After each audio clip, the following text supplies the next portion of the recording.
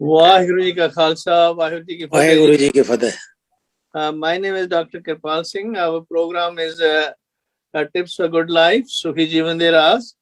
And thank you for Meghraj Singh and Voice of Manavta TV, through which we are having a chance to discuss about the life and legacy of Guru Har Krishan Sahib. And अपने audience and अपने ਜਿਹੜੇ ਸਰੋਤੇ ਨੇ ਉਹਨਾਂ ਸਾਰਿਆਂ ਨੂੰ ਵਾਹਿਗੁਰੂ ਜੀ ਕਾ ਖਾਲਸਾ ਵਾਹਿਗੁਰੂ ਫਤਿਹ। सतनाम सलाम नमस्ते राम राम जो भी ਤੁਹਾਡਾ ਪਿਛੋਕੜ ਹੋਵੇ अस्सलाम वालेकुम मंजूर करना।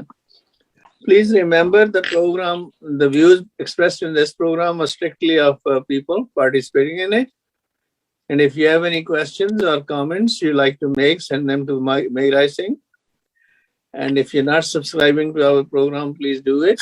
And any help, financial and advice will be appreciated so that we can improve our program. So today we are going to discuss, as I mentioned, the life and legacy of Guru Har Krishan Sahib, who is our 8th Guru. And he was about 5 years old when his father Guru Har Rai passed away and he became the Guru.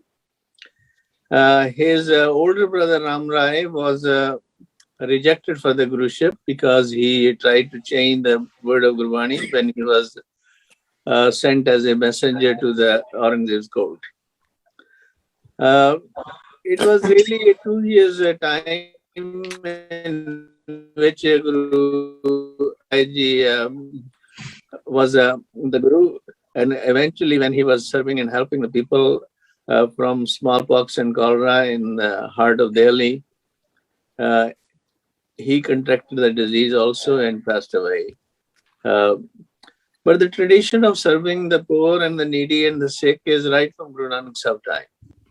You know, we have the story of Prema, the leper whom Guru Nanak Dev Ji helped. And then subsequently we have more so Guru Arjan Dev Ji, how he helped in famine and also created a leprosarium for lepers in the area. And then we have in the time of Guru Har Rai Ji, a big Ayurvedic hospital, as well as cultivation of the medicinal plants so that people can benefit from it. And then Guru Gobind Singh time, we have story of Bhai Kanhaiya, and there are many others. This is just cursory example of these stories. So here I'm going to request Dr. Indrajit Singh Vasu introduce the subject of Guru Har Krishan of his life and legacy. Hanji Dr. Sahab, floor is yours. Guru Har Krishan Sahib ji ਦੇ ਬਾਰੇ ਚ ਸਭ ਤੋਂ ਪਹਿਲੀ ਗੱਲ ਇਹ ਹੈ ਕਿ ਉਹ ਸਿੱਖਾਂ ਦੇ ਸਭ ਤੋਂ ਛੋਟੀ ਉਮਰ ਦੇ ਗੁਰੂ ਹੋਏ ਨੇ ਤੇ ਉਹਨਾਂ ਦਾ ਸਾਰਾ ਜੀਵਨ ਕਾਲ ਜਿਹੜਾ ਪੌਣੇ 8 ਸਾਲ ਦਾ, ਯਾਨੀ 7 ਜੁਲਾਈ 1656 ਤੋਂ ਲੈ ਕੇ ਤੇ 30 ਮਾਰਚ 1664 ਤੱਕ ਦਾ ਉਹਨਾਂ ਦਾ ਸਮਾਂ।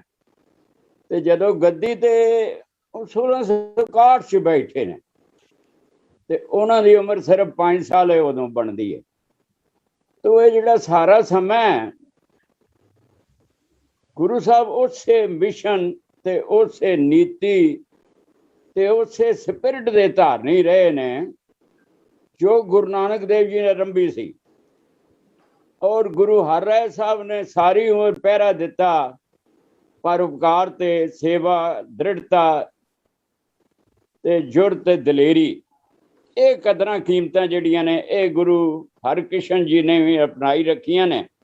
ਤੇ ਗੁਰਗੱਦੀ ਉੱਤੇ ਉਹਨਾਂ ਨੂੰ ਬਹਾਣ ਦਾ ਕਾਰਨ ਜਿਹੜਾ ਬਣਿਆ ਆਪ ਜੀ ਨੂੰ ਪਤਾ ਹੀ ਹੈ ਕਿ ਗੁਰੂ ਹਰ ਰਾਏ ਜੀ ਨੇ ਜਦੋਂ ਉਹਨਾਂ ਨੂੰ ਕਾਲ ਕੀਤਾ ਔਰੰਗਜ਼ੇਬ ਨੇ ਤੇ ਉਹਨਾਂ ਨੇ ਆਪਣੇ ਆਪ ਤਾਂ ਨਹੀਂ ਗਏ ਤੇ ਗੁਰੂ ਆਪਣਾ ਰਾਮ ਰਾਏ ਵੱਡਾ ਪੁੱਤਰ ਸੀ ਉਹਨੂੰ ਭੇਜਤਾ ਤੇ ਉਹਨੂੰ ਸਮਝਾਇਆ ਵੀ ਜਾ ਕੇ ਕੋਈ ਕਰਾਮਾਤ ਨਹੀਂ ਵਿਖਾਣੀ ਤੇ ਆਪਣਾ ਸੰਜਮ 'ਚ ਰਹਿਣਾ ਹੈ।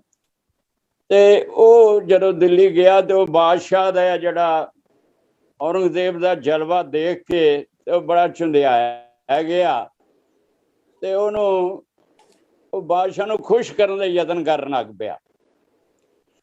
तो इस तरह एक बाणी की तुक उन्हें पूछी बई गुरु नानक देव जी ने लिखा है मिट्टी मुसलमान की पेड़े पे घुम्यार। तो ये फटाफट बोलन लग पिया जी नहीं मिट्टी मुसलमान की नहीं हैगा, मिट्टी बेईमान की है।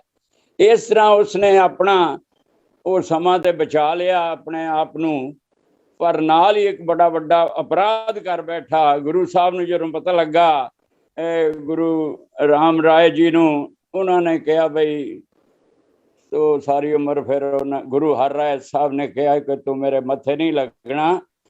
ते ये गद्दी जिहड़ी है गुरु हरकृष्ण छोटे साहबजादे नूं दित्ती गई ते बचन कीता तब संगत प्रभ बचन बिखाना जगत गुरु हरकृष्ण प्रधाना। निज स्वरूप मेरा कर मानो या मैं रंचक भेद न जानो। इस तरह निरंकारी जोत जिहड़ी है वो आप दे अंदर जगी और इस तरह उन्होंने अगवाई देनी शुरू की। और जिहड़ी मूल स्पिरिट है सिख धर्म की जिहड़ी इनकलाबी है ते लोक हितैषी लहर है, ये जिहड़ा वेग है इनकलाब दा ते लोक हितैषी लहर दा वेग जिहड़ा वो गुरु साहब ने उस तरह जारी रखिया ते समाज सुधारक सरगर्मियां जिन्हां ने बड़ा जोर लिया। एक सिख सीगा गिल नां दा, उन्होंने चोरी तो रोकिया उन्होंने और कहा देख सिक्खी दा काम है हक हलाल दी कमाई करनी। इस तरह डॉक्टर साहब वेसवा गमनी नूं उन्होंने लानत आखिया ते अपनी जिहड़ी पितर जीवन है गृहस्थी जीवन ਉਹਦੇ ਉੱਤੇ ज़्यादा जोर दिता ते वेसवा गमनी नूं उन्होंने कहा यह तो मनुखी सभ्याचार के विरुद्ध है। इस तरह एक इतिहास ये भी आउंदा कि रोपड़ दा राजा जमीन जदब के धीआं नूं मार दिंदा सी और इस राक्षसी प्रवृत्ति नूं भी गुरु हरकृष्ण जी ने रोकिया।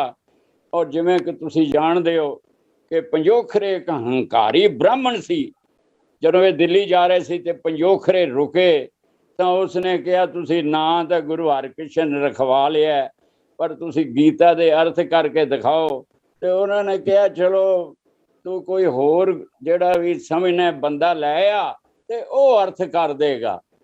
ते पंडित लाल चंद दा नाम सी तो उन्हें एक महामूर्ख बंदा जिहड़ा नाम लिखिया छज्जू ओनू ਉਹ ਲੈ ਆ ਤੇ ਗੁਰੂ ਸਾਹਿਬ ਨੇ ਛੱਜੂ ਦੇ ਸਿਰ ਤੇ ਸੋਟੀ ਰੱਖ ਦਿੱਤੀ ਤੇ ਉਹਦੀਆਂ ਅੱਖਾਂ 'ਚ ਅੱਖਾਂ ਪਾ ਕੇ ਵੇਖਿਆ ਤੇ ਉਹਦਾ ਜੀਵਨ ਕਾਇਆ ਕਲਪ ਹੋ ਗਿਆ। ਧਾਰਮਿਕ ਵਿਦਵਾਨ ਦੇ ਰੂਪ ਵਿੱਚ ਪੇਸ਼ ਹੋਇਆ। ਫਿਰ ਬਾਹਮਣ ਨੇ ਕਿਹਾ ਬਾਬਾ ਨੂੰ ਕਿਹਾ ਗਿਆ ਜਾ ਜੋ ਤੂੰ ਪੁੱਛਣਾ ਪੁੱਛ ਲੈ। ਇਸ ਤਰ੍ਹਾਂ ਉਹ ਗੀਤਾ ਦੇ ਅਰਥ ਫਟਾਫਟ ਕਰੀ ਗਿਆ। ਇਸ ਤਰ੍ਹਾਂ ਉਸ ਹੰਕਾਰੀ ਬ੍ਰਾਹਮਣ ਦਾ ਜਿਹੜਾ ਮਾਣ ਹੈ ਗੁਰੂ ਜੀ ਨੇ ਤੋੜਿਆ। इस तरह अगों जिहड़ियां घटनावां ने मेन वो इन्हां दे वड्डे भरा नाल संबंधित ने। राम राय ने विरोधता की ते अर्जी देती औरंगजेब नूं कि जी गद्दी दे हक मेरा ते मैनू दवाया जाए ते गुरु हरकृष्ण दिल्ली सद्या जाए ते मैनू जिहड़ी गद्दी है मैनू दवाई जाए। इस तरह अगों घटनावां इस तरह चलदियां ने ते गुरु साहब जिहड़े ने अपने सेवा ते परोपकार दे मार्ग ते चलदे ने। Thank you ji, thank you. We will come back to you, Dr. Saab. Very nice introduction. Then I'm going to go to now Dr. Kulwinder Singh Honi. Dr. Kulwinder Singh ji Bhai Nand Lal ਦੇ ਕੁਝ ਬਚਨ ਆਉਂਦੇ ਨੇ ਗੁਰੂ ਹਰਾਏ ਸਾਹਿਬ ਦੇ ਬਾਬਤ, ਤੁਸੀਂ ਸਾਨੂੰ ਉਹਦਾ ਦੀ ਵਾਕਫੀ ਦਿਓ। ਹਾਂਜੀ ਸਰ, ਹਾਂਜੀ ਸਰ। 8वें पातशाह के संबंध में जो आप जी ने कहा कि गुरु हर राय साहब पहली गल तो सब तो छोटी उम्र के गुरु हुए ने ते वो कह लो भी आम तौर पर जो असी सोच लेने मनुखी लैवल ते कि जिहड़ा बच्चा बच्चे नूं की समझ होए शायद इसी करके गुरु साहब ने इस उम्र दे विच गद्दी बख्शी दस्सण वास्ते कि ये जिहड़ी किरपा है ना परमात्मा की जिहड़ी स्पिरिचुअल लाइफ है इहदा उम्र दे नाल कोई बहुता संबंध नहीं। क्योंकि देखो एक पासे ते गुरु साहब दे जेड़े दादा जी ने ਉਹ ਭਗਤੀ ਕਰ ਰਹੇ ਨੇ ਘੋੜੇ 'ਚ ਬੈਠੇ, ਇੰਨੀ ਉੱਚੀ ਅਵਸਥਾ ਹੈ, ਪਰ ਉਹਨਾਂ ਨੂੰ ਗੱਦੀ ਨਹੀਂ ਮਿਲੀ ਤੇ ਇਹਨਾਂ ਨੂੰ ਗੱਦੀ ਪਹਿਲਾਂ ਮਿਲ ਗਈ। ਇੱਕ ਬੜਾ ਵੱਡਾ ਮੈਸੇਜ ਹੈ ਸਾਡੇ ਵਾਸਤੇ ਕਿ ਇਹਦੇ ਵਿੱਚ ਏਜ ਜਿਹੜੀ ਹੈ ਉਹ ਫੈਕਟਰ ਨਹੀਂ। ਤੇ ਜੋ ਆਪ ਜੀ ਨੇ ਕਿਹਾ ਕਿ ਭਾਈ ਨੰਦ ਲਾਲ ਜੀ ਦੇ ਜੋ ਬਚਨ ਨੇ ਗੁਰੂ ਹਰਕ੍ਰਿਸ਼ਨ ਸਾਹਿਬ ਦੇ ਪ੍ਰਤੀ, ਉਹ ਇਸ ਤਰ੍ਹਾਂ ਨੇ ਕਿ ਉਹ ਕਹਿੰਦੇ ਨੇ ਕਿ ਗੁਰੂ ਹਰਕ੍ਰਿਸ਼ਨ ਆਹਮਾ ਫਜ਼ਲੋ ਜ਼ੂਦ। ਫਜ਼ਲੋ ਮੀਨਸ ਦਾ ਬਖਸ਼ਿਸ਼ ਤੇ ਜ਼ੂਦ ਮੰਨਦੇ ਉਹਦੀ ਖਾਨ ਨੇ, ਖਜ਼ਾਨਾ ਨੇ। ਉਹ ਕਹਿੰਦੇ ਗੁਰੂ ਹਰਕ੍ਰਿਸ਼ਨ ਸਾਹਿਬ ਛੋਟੀ ਉਮਰ ਕਰਕੇ ਖਾਸ ਉਹਨਾਂ ਦੀ ਮਤਲਬ ਉਸਤਤੀ ਕੀਤੀ ਜਾ ਰਹੀ ਹੈ ਕਿ ਇੰਨੀ ਛੋਟੀ ਉਮਰ ਦੇ ਵਿੱਚ ਇਹ ਗੁਨਾਹ ਦੀ ਤੇ ਬਖਸ਼ਿਸ਼ਾਂ ਦੀ ਖਾਨ। ਅੱਗੇ ਗਏ ਹਕਸ਼ ਅਜ਼ਹਮਾ ਖਾਸਗਾ ਵਸਤੂ। ਉਹ ਕਹਿੰਦੇ ਇਸ ਤਰ੍ਹਾਂ ਸਮਝ ਲਓ ਕਿ ਜਿੱਦਾਂ ਪਰਮਾਤਮਾ ਨੇ ਗੁਰੂ ਸਾਹਿਬ ਨੂੰ ਆਪਣੇ ਪਰਮ ਮਿੱਤਰ ਖਾਸਕਾਂ ਦਾ ਮਤਲਬ ਹੈ ਖਾਸ, ਵੈਰੀ ਵੈਰੀ ਸਪੈਸ਼ਲ, ਬੜੇ ਸਪੈਸ਼ਲ ਆਪਣੇ ਪਿਆਰੇ ਸਮਝ ਕੇ ਗੁਰੂ ਸਾਹਿਬ ਨੂੰ ਉਹਨਾਂ ਨੇ ਮਤਲਬ ਨਵਾਜਿਆ ਪਰਮਾਤਮਾ ਨੇ। ਅੱਗੇ ਗਏ ਨੈਕਸਟ ਜਿਹੜਾ ਹੈਗਾ ਮਤਲਬ ਪੈਰਾਗ੍ਰਾਫ ਹੋ ਗਿਆ ਮਿਆਨੇ ਹੱਕੋ ਫਜ਼ਾਜ਼ੁਲ ਵਰਕ, ਕਿ ਪਰਮਾਤਮਾ ਦੇ ਵਿੱਚ ਤੇ ਗੁਰੂ ਹਰਕ੍ਰਿਸ਼ਨ ਸਾਹਿਬ ਦੇ ਵਿੱਚ, ਮਿਆਨੇ ਦਾ ਮਤਲਬ ਦਰਮਿਆਨ, ਇਹਨਾਂ ਦੋਨਾਂ ਵਿੱਚ ਅਗਰ ਦੇਖਣਾ ਹੋਵੇ ਤੇ ਉਹ ਕਹਿੰਦੇ ਨੇ ਕੀ ਹੈ ਖਾਸਗਾ ਫਜ਼ਾਜ਼ੁਲ ਵਰਕ, ਇਹਨਾਂ ਵਿੱਚ ਕੋਈ ਫਰਕ ਨਹੀਂ ਹੈ। ਬਿਲਕੁਲ ਜਿੱਦਾਂ ਇੱਕ ਕੁਆਇਨ ਦੀਆਂ ਦੋ ਸਾਈਡਸ ਹੁੰਦੀਆਂ ਨੇ, ਉਹ ਕਹਿ ਲਓ, ਜਾਂ ਇੱਕ ਜਿਹੜਾ ਪੇਜ ਹੈਗਾ ਵਰਕੇ ਨੂੰ ਵੀ ਕਹਿ ਦਿੰਦੇ ਆਪਾਂ। ਤੇ ਇਸੇ ਤਰ੍ਹਾਂ ਜਿਹੜਾ ਵਰਕ ਹੈਗਾ, ਜਿੱਦਾਂ ਮਿਠਾਈ ਹੁੰਦੀ ਸੀ, ਛੋਟਿਆਂ ਦਾ ਅਸੀਂ ਮਿਠਾਈ ਖਾਣੇ ਸਾਥੇ ਕਹਿੰਦੇ ਸੀ ਕਿ ਉੱਤੇ ਚਾਂਦੀ ਦਾ ਵਰਕ ਲਾਇਆ। ਉਹ ਮਿਠਾਈ ਤੇ ਚਾਂਦੀ ਦਾ ਵਰਕ ਜਿਹੜਾ ਇਸ ਤਰ੍ਹਾਂ ਟੱਚ ਹੋ ਜਾਂਦਾ ਕਿ ਉਹ ਸੈਪਰੇਟ ਨਹੀਂ ਹੁੰਦਾ ਤੇ ਪਲੱਸ ਉਹ ਉਹਦਾ ਪਾਰਟ ਹੀ ਬਣ ਜਾਂਦਾ। ਸੋ ਇਸੇ ਤਰ੍ਹਾਂ ਗੁਰੂ ਸਾਹਿਬ ਤੇ ਪਰਮਾਤਮਾ ਇੱਕੋ ਹੀ ਰੂਪ ਨੇ। ਨੈਕਸਟ ਪੰਕਤੀ ਹੈਗੀ ਹੈ ਵਜੂਦਸ਼ ਹਮਾ ਫਜ਼ਲੋ ਅਫਜ਼ਾਲ ਹੈ। ਤੇ ਜੋ ਉਹ ਕਹਿੰਦੇ ਵਜੂਦ ਮੀਨਸ ਹੁੰਦਾ ਸਾਡਾ ਬਾਡੀ ਤੇ ਸਾਡਾ ਜੋ ਵਜੂਦ ਹੈਗਾ, ਸਾਡੀ ਜੋ ਆਇਡੈਂਟੀਟੀ ਹੈ, ਸਾਡੀ ਜੋ ਸਟੈਂਡਿੰਗ ਹੈ ਬਾਡੀ, ਉਹ ਕਹਿੰਦੇ ਵੀ ਜਿਹੜਾ ਇਹ ਵਜੂਦ ਹੈਗਾ ਗੁਰੂ ਸਾਹਿਬ ਦਾ ਐਸਾ ਵਜੂਦ ਹੈ ਕਿ ਜਿੱਦਾਂ ਪਰਮਾਤਮਾ ਫਜ਼ਲ ਤੇ ਅਫਜ਼ਾ, ਜੋ ਪਰਮਾਤਮਾ ਹੈਗਾ ਉਹਨੇ ਗੁਰੂ ਸਾਹਿਬ ਦੀ ਪੂਰੀ ਜਿਹੜੀ ਇੰਨੀ ਬਖਸ਼ਿਸ਼ ਕੀਤੀ ਹੈ ਕਿ ਗੁਰੂ ਸਾਹਿਬ ਨੂੰ ਕਿਸੇ ਵੀ ਤਰ੍ਹਾਂ ਦੀ ਕੋਈ ਪਰਮਾਤਮਾ ਨੇ ਉਹਨਾਂ 'ਚ ਘਾਟ ਕੋਈ ਨਹੀਂ ਹੈ। ਨੈਕਸਟ ਹੈ ਹਮਾ ਸਾਇਓ ਲੁਤਫ ਹਕ ਪਰਵਰਸ਼, ਜੋ ਕਹਿੰਦੇ ਨੇ ਕਿ ਮਤਲਬ ਸਮਝ ਲਓ ਕਿ ਇਸ ਤਰ੍ਹਾਂ ਜਿਹੜੇ ਸਾਰੇ ਆਨੰਦ ਨੇ ਗੁਰੂ ਸਾਹਿਬ ਮੰਨ ਰਹੇ ਨੇ ਕਿਉਂਕਿ ਪਰਮਾਤਮਾ ਦੀ ਉਹਨਾਂ ਦੇ ਪੂਰੀ ਕਿਰਪਾ ਹੈ। ਤੇ ਲਾਸਟ ਪੰਕਤੀ ਹੈ ਜ਼ਮੀਨੋ ਜ਼ਮਾ ਜ਼ਮਲਾ फरमा बरश। जमीन जमा मैंने आसमान, जमीन आसमान के हर थां ते गुरु साहब दे ਲਈ ਜੋ ਉਹਨਾਂ ਦੇ ਇੱਕ ਇਸ਼ਾਰੇ ਤੇ ਚੱਲ ਰਹੇ ਨੇ ਤੇ ਹਰ ਥਾਂ ਤੇ ਗੁਰੂ ਸਾਹਿਬ ਦੀ ਕਿਰਪਾ ਤੇ ਹੁਕਮ ਚੱਲ। ਥੈਂਕ ਯੂ ਜੀ, ਥੈਂਕ ਯੂ ਵੈਰੀ ਮਚ। ਇਸੇ ਤਰ੍ਹਾਂ ਇਹ ਭੱਟਾਂ ਦੇ ਸਵਈਆਂ ਦੇ ਵਿੱਚ ਉਹ ਕਹਿੰਦੇ ਨੇ ਗੁਰੂ ਅਰਜਨ ਪ੍ਰਤੱਖ ਹਰ ਹੈ ਜੀ ਕਹਿੰਦੇ ਨੇ। ਤੇ ਇਸੇ ਤਰ੍ਹਾਂ ਹੋਰ ਗੁਰੂ ਸਾਹਿਬ ਦੀ ਜਿਹੜੇ ਵੱਖੋ ਵੱਖਰੇ ਦੇ ਨੇ ਜਾਂ ਈਵਨ ਸੱਤਾ ਬਲਵੰਡ ਕਰਦਾ, ਇਸੇ ਤਰ੍ਹਾਂ ਭਾਈ ਨੰਦ ਲਾਲ ਜੀ ਨੇ ਦੱਸਿਆ ਸਾਨੂੰ।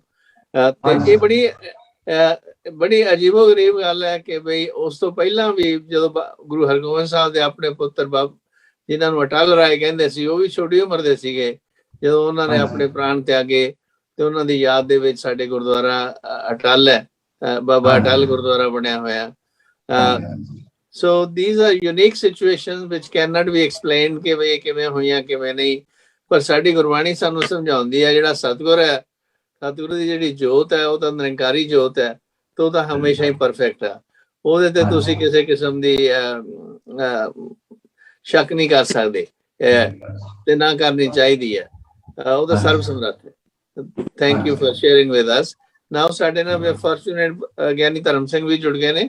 ਵੈਲਕਮ ਜੀ। ਵਾਹਿਗੁਰੂ ਜੀ ਕਾ ਖਾਲਸਾ ਵਾਹਿਗੁਰੂ ਫਤਿਹ। ਵਾਹਿਗੁਰੂ ਜੀ ਕੀ ਫਤਿਹ। ਤੇ ਗਿਆਨੀ ਧਰਮ ਸਿੰਘ ਜੀ ਤੁਸੀਂ ਵੀ ਥੋੜੇ ਆਪਣੇ ਵਿਚਾਰ ਦੱਸੋ ਗੁਰੂ ਹਰਕ੍ਰਿਸ਼ਨ ਸਾਹਿਬ ਮੌਕੇ ਕਿ ਵੀ ਛੋਟੀ ਉਮਰ ਸੀਗੀ ਉਹਨਾਂ ਦੀ ਤੇ ਉਹਨਾਂ ਨੇ ਕਿੰਨੇ ਮਤਲਬ ਕਿਸ ਤਰੀਕੇ ਨਾਲ ਆਪਣੇ ਹੈਂਡਲ ਕੀਤੀ ਸਿਚੁਏਸ਼ਨ ਕਿ ਬਈ ਲੋਕਾਂ ਦੇ ਵਿਸ਼ਵਾਸ ਵੀ ਬਣਿਆ ਰਵੇ ਕਿ ਵੀ ਜਿਹੜਾ ਛੋਟਾ ਬੱਚਾ ਉਹਦੇ ਵਿੱਚ ਵੀ ਜਿਹੜੀ ਅਕਾਲ ਪੁਰਖ ਦੀ ਸ਼ਕਤੀ ਕੰਮ ਕਰਦੀ ਹੈ। ਤੇ ਅਰਦਾਸ ਦੇ ਵਿੱਚ ਵੀ ਅਸੀਂ ਕਹਿੰਦੇ ਸ੍ਰੀ ਹਰਕ੍ਰਿਸ਼ਨ ਤੇ ਆਈ ਜਿੱਥੇ ਸਭ ਦੁੱਖ ਜਾਏ ਹਾਂਜੀ ਆਉਂਦਾ ਹੈਗਾ। ਇਹਨਾਂ ਬਾਰੇ ਕੁਛ ਆਪਣੇ ਵਿਚਾਰ ਸਾਂਝੇ ਕਰੋ ਸਕਦੇ। ਹਾਂਜੀ, ਵਾਹਿਗੁਰੂ ਜੀ ਕਾ ਖਾਲਸਾ ਵਾਹਿਗੁਰੂ ਜੀ ਕੀ ਫਤਿਹ। ਜਿਹੜਾ ਹੈਗਾ ਜਿੱਥੇ ਤੱਕ ਸੰਬੰਧ ਗੁਰੂ ਜੋਤ ਦਾ, ਆਪ ਜੀ ਨੇ ਬੜੇ ਸੋਹਣੇ ਵਿਚਾਰ, ਮੈਂ ਆਇਆ ਲੇਟ ਆ ਥੋੜਾ ਜਿਹਾ, ਪਰ ਜਿੰਨਾ ਸੁਣਿਆ ਬਹੁਤ ਵਧੀਆ। ਕਿਉਂਕਿ ਜਿਹੜਾ ਸ਼ੇਖ ਸ਼ਾਦੀ ਆ ਦੁਨੀਆ ਦਾ ਪ੍ਰਸਿੱਧ, ਮੇਰੇ ਖਿਆਲ ਚ ਉਹਦੀ ਗੁਲਿਸਤਾਨ ਬੋਸਤਾਨ ਦੁਨੀਆ ਦੇ ਸਭ ਤੋਂ ਵੱਧ ਭਾਸ਼ਾਵਾਂ ਵਿੱਚ ਉਹਦਾ ਹੋ ਗਿਆ ਤਰਜਮਾ। ਉਹਨੇ ਕਿਹਾ ਕਿ ਬਜ਼ੁਰਗੀ ਬਾ ਅਕਲ ਅਸਤਨਾ ਵਿਸਾਲ, ਕਿ ਇਹਦਾ ਸੰਬੰਧ ਜਿਹੜਾ ਸਿਆਣਪ ਦਾ ਆ ਉਹ ਉਮਰ ਦੇ ਨਾਲ ਨਹੀਂ, ਉਹਦਾ ਅਕਲ ਦੇ ਨਾਲ ਆ। ਤੇ ਜਿਹੜਾ ਗੁਰੂ ਹਰਕ੍ਰਿਸ਼ਨ ਸਾਹਿਬ ਜੀ ਤੋਂ ਪਹਿਲੋਂ ਵੀ ਸ਼੍ਰੀ ਗੁਰੂ ਹਰਗੋਬਿੰਦ ਸਾਹਿਬ ਜੀ ਮਹਾਰਾਜ 11 ਸਾਲਾਂ ਦੇ ਸੀਗੇ ਜਦੋਂ ਉਹਨਾਂ ਨੇ ਗੁਰਤਾ ਗੱਦੀ ਤੇ ਬਿਰਾਜਮਾਨ ਹੋਏ। ਤੇ ਉਸ ਵਕਤ ਦੇ ਹਾਲਾਤ ਜਿਹੜੇ ਗੁਰੂ ਹਰਕ੍ਰਿਸ਼ਨ ਸਾਹਿਬ ਜੀ ਨਾਲੋਂ ਬਿਲਕੁਲ ਡਿਫਰੈਂਟ ਸੀਗੇ, ਬਹੁਤ ਵੱਖਰੇ ਸੀਗੇ। ਕਿ ਗੁਰੂ ਅਰਜਨ ਦੇਵ ਜੀ ਮਹਾਰਾਜ ਦੀ ਸ਼ਹਾਦਤ ਹੋਈ ਤੇ ਗੁਰੂ ਹਰਗੋਬਿੰਦ ਸਾਹਿਬ ਜੀ ਨੇ 11 ਸਾਲਾਂ ਦੀ ਉਮਰ 'ਚ ਕੌਮ ਨੂੰ ਨਾ ਤੇ ਉਹਨਾਂ ਦਾ ਮਨੋਬਲ ਡਿੱਗਣ ਦਿੱਤਾ, ਬਲਕਿ ਜਿਹੜੀ ਸਮੇਂ ਦੀ ਹਕੂਮਤ ਸੀ ਉਸ ਨੂੰ ਵੀ ਵੰਗਾਰਿਆ ਸੀ।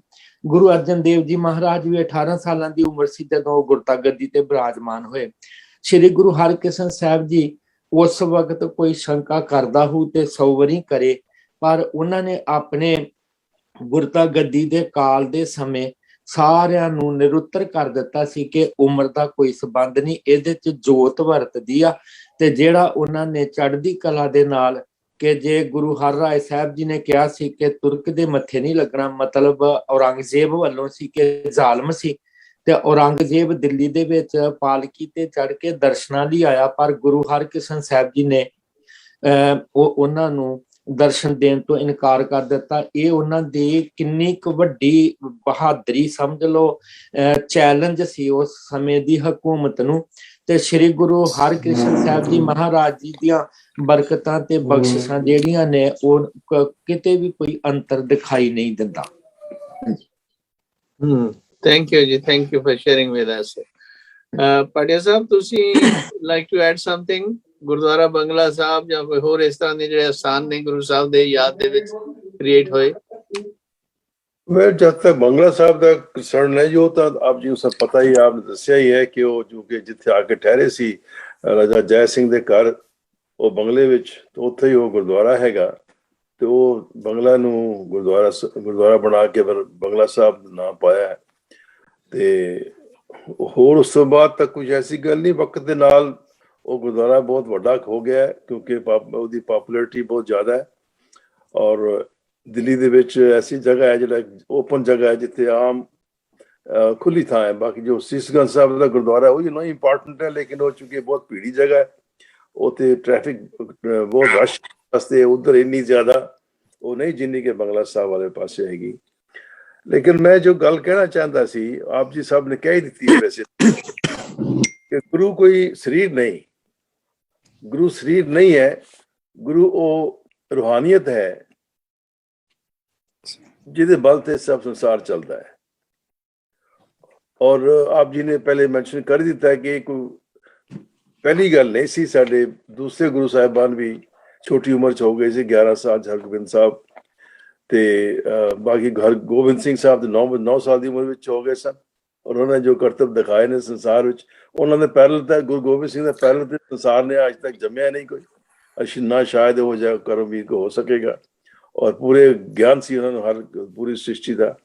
सो उम्र का एक क्लियर हो चुका है कि कोई कंसर्न नहीं है। थैंक यू जी। सब तो बड़ी गल जो ये है कि उसकी छोटी उम्र ते हुंदियां भी इतने निडर सीगे कि जो बादशाह औरंगजेब ने बुलाया, उन्हें कहा जे ऐसे जालिम मैं मत्थे नहीं लगना चाहता। और उसने अपना लड़का भेजा सी और लड़का भी बहुत इंप्रेस होया, ते वो कहने लगा मेरे बादशाह के वास्ते कोई सुनेहा भेजो। तो गुरु साहब ने लिख के भेजा, क्या खादे क्या धोते हुए तोपे हुए जा मन ना ही सच्चा हो। तो मतलब है उसने बादशाह औरंगजेब ने भी अपना एक मैसेज भेजा, अपना एक सरमन भेजा कि तू एक बड़ा जालिम आदमी है, तेरा खादा पीता बेकार है, तू रब नूं याद नहीं रखता। तो मतलब उन्होंने निडरता, उन्होंने लेखनता बड़ी जबरदस्त सी, भावे कि छोटी उम्र से उन्होंने। थैंक यू जी, थैंक यू वेरी मच।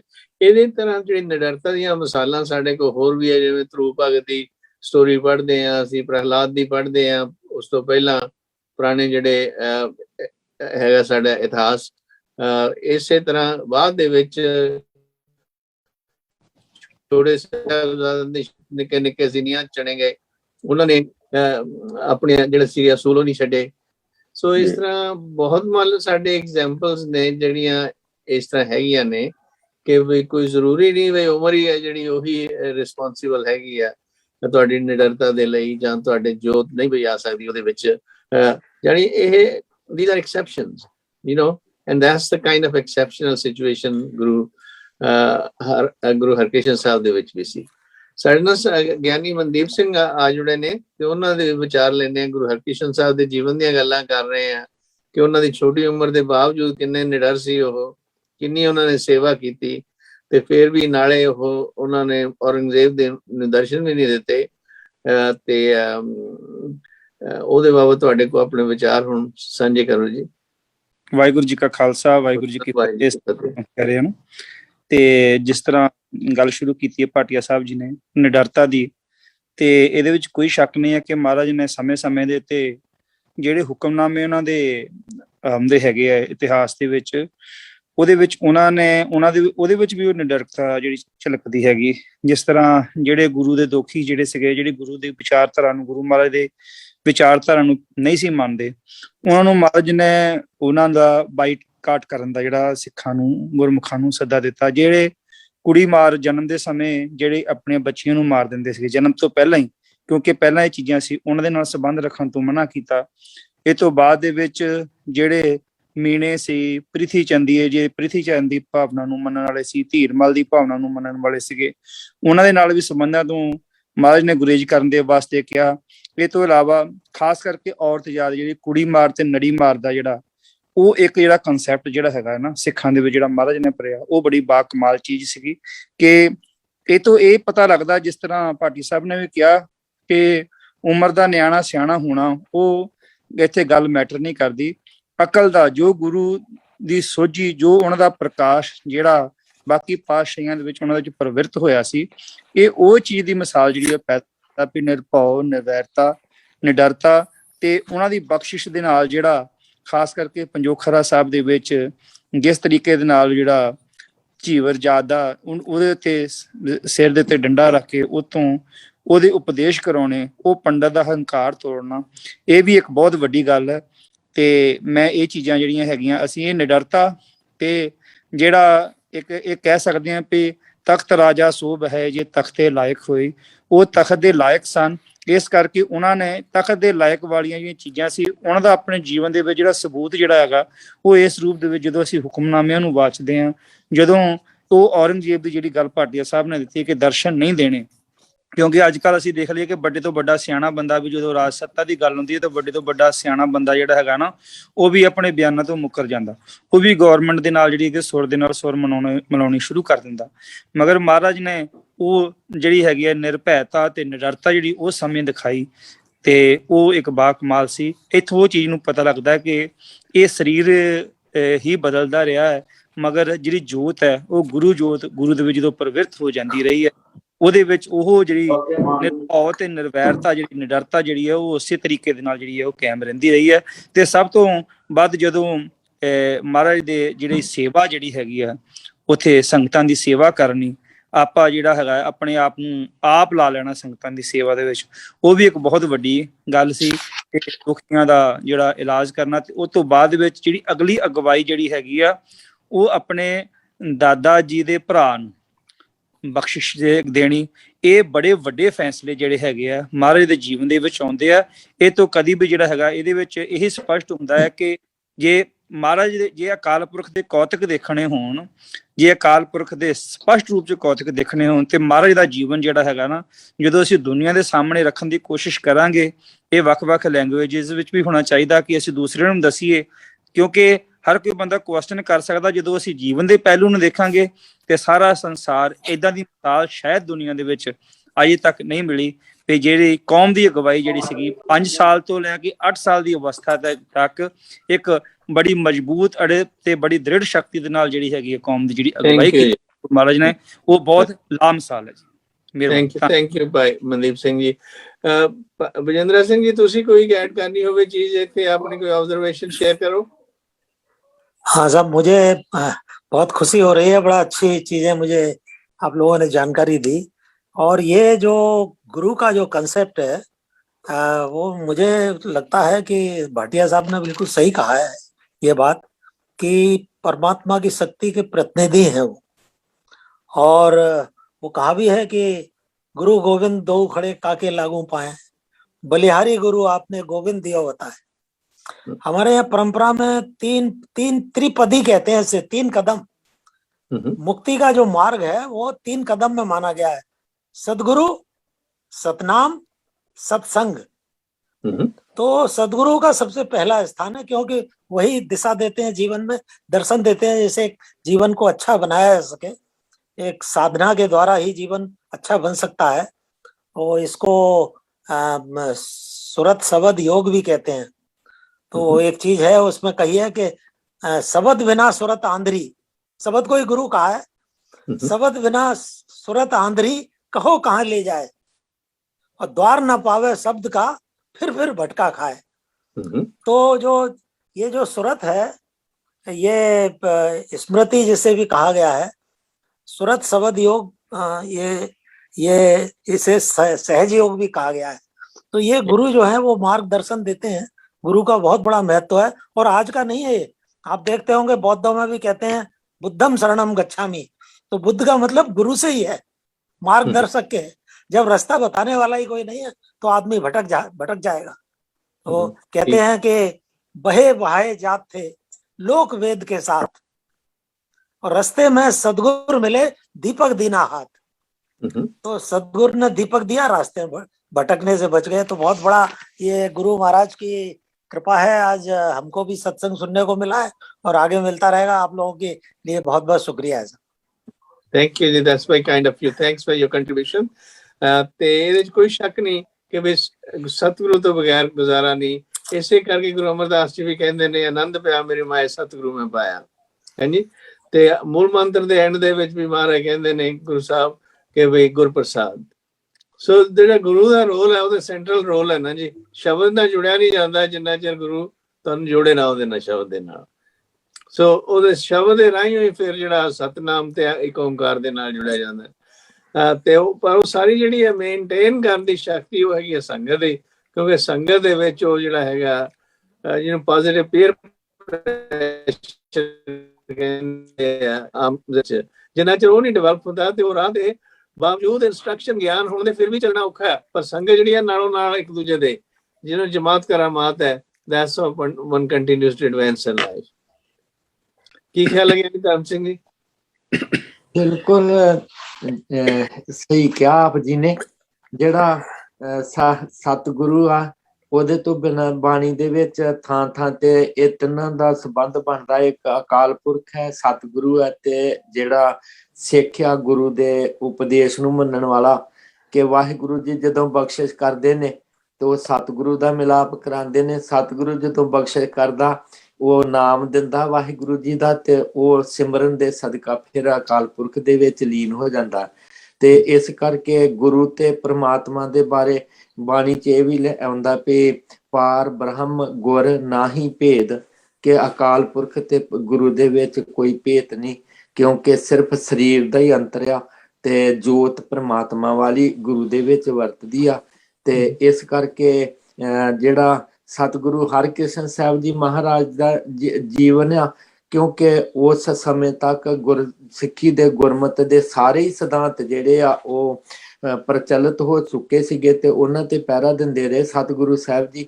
ਤੇ ਜਿਵੇਂ ਆਪ ਸਾਰਿਆਂ ਨੇ ਦੱਸਿਆ, ਭਾਈ ਮਨਦੀਪ ਸਿੰਘ ਗੁਰਾਂ ਪਾਟਿਆ ਸਾਹਿਬ, ਸਾਰਿਆਂ ਨੇ ਆਪ ਜੀ ਨੇ, ਤੇ ਗੁਰੂ ਬਿਲਕੁਲ ਗੁਰੂ ਤੇ ਜਿਹੜਾ ਆ ਉਹ ਉਹਦੇ ਰਾਹੀਂ ਹੀ ਸਿੱਖ ਨੂੰ ਚਾਨਣ ਹੁੰਦਾ ਆਤਮਿਕ। ਥੈਂਕ ਯੂ ਜੀ। ਡਾਕਟਰ ਵਾਸੂ, ਇੱਕ ਤਾਂ ਆਉਂਦਾ ਹੈ ਕਿ ਗੁਰੂ ਗੋਬਿੰਦ ਸਿੰਘ ਜੀ ਦੀ ਮੁਲਾਕਾਤ ਹੁੰਦੀ ਆ ਭਾਈ ਨੰਦ ਲਾਲ ਦੇ ਨਾਲ, ਤੇ ਭਾਈ ਨੰਦ ਲਾਲ ਜੀ ਉਹਨਾਂ ਨੂੰ ਸਵਾਲ ਪੁੱਛਦੇ ਆ ਤੇ ਮਹਾਰਾਜ ਦੱਸਦੇ ਆ ਕਿ ਮੇਰੇ 3 ਰੂਪ ਨੇ। ਉਹਨਾਂ ਦੀ ਜਿਹੜਾ ਵਾਕਿਆ ਦੱਸੋ ਇਸ ਕਨੈਕਸ਼ਨ ਦੇ ਵਿੱਚ। ਇਸ ਤਰ੍ਹਾਂ ਜੀ ਵੀ ਉਹ ਇੱਕ ਤਾਂ ਗੁਰੂ ਸਾਹਿਬ ਕਹਿੰਦੇ ਨੇ ਕਿ ਇੱਕ ਤਾਂ ਰੂਪ ਮੇਰਾ ਗੁਰੂ ਦਾ ਹੈ ਇੱਕ ਦੂਜਾ ਜੋ ਰੂਪ ਹੈ ਉਹ ਸ਼ਬਦ ਜਿਹਾ ਹੈ। ਜਿਹੜਾ ਸ਼ਬਦ ਦੇ ਨਾਲ ਜੋ ਗੱਲਬਾਤ ਕਰੇਗਾ ਉਹ ਸਮਝ ਲਓ ਗੁਰੂ ਨਾਲ ਹੀ ਗੱਲਬਾਤ ਹੋ ਰਹੀ ਹੈ।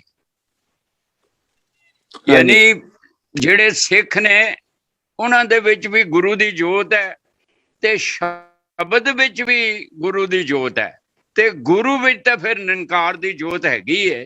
ਤੋ ਇਸ ਕਰਕੇ ਜਿਹੜਾ ਗੁਰੂ ਨਾਲ ਗੱਲ ਕਰਨੀ ਚਾਹੁੰਦਾ, ਜਿਵੇਂ ਆਪਾਂ ਆਮ ਕਹਿ ਦਿੰਦੇ ਹਾਂ ਜੀ ਗੁਰੂ ਗ੍ਰੰਥ ਸਾਹਿਬ ਦਾ ਪਾਠ ਕਰਨ ਦਾ ਮਤਲਬ ਹੈ ਕਿ ਗੁਰੂ ਨਾਲ ਗੱਲਾਂ ਬਾਤਾਂ ਕਰਨੀਆਂ।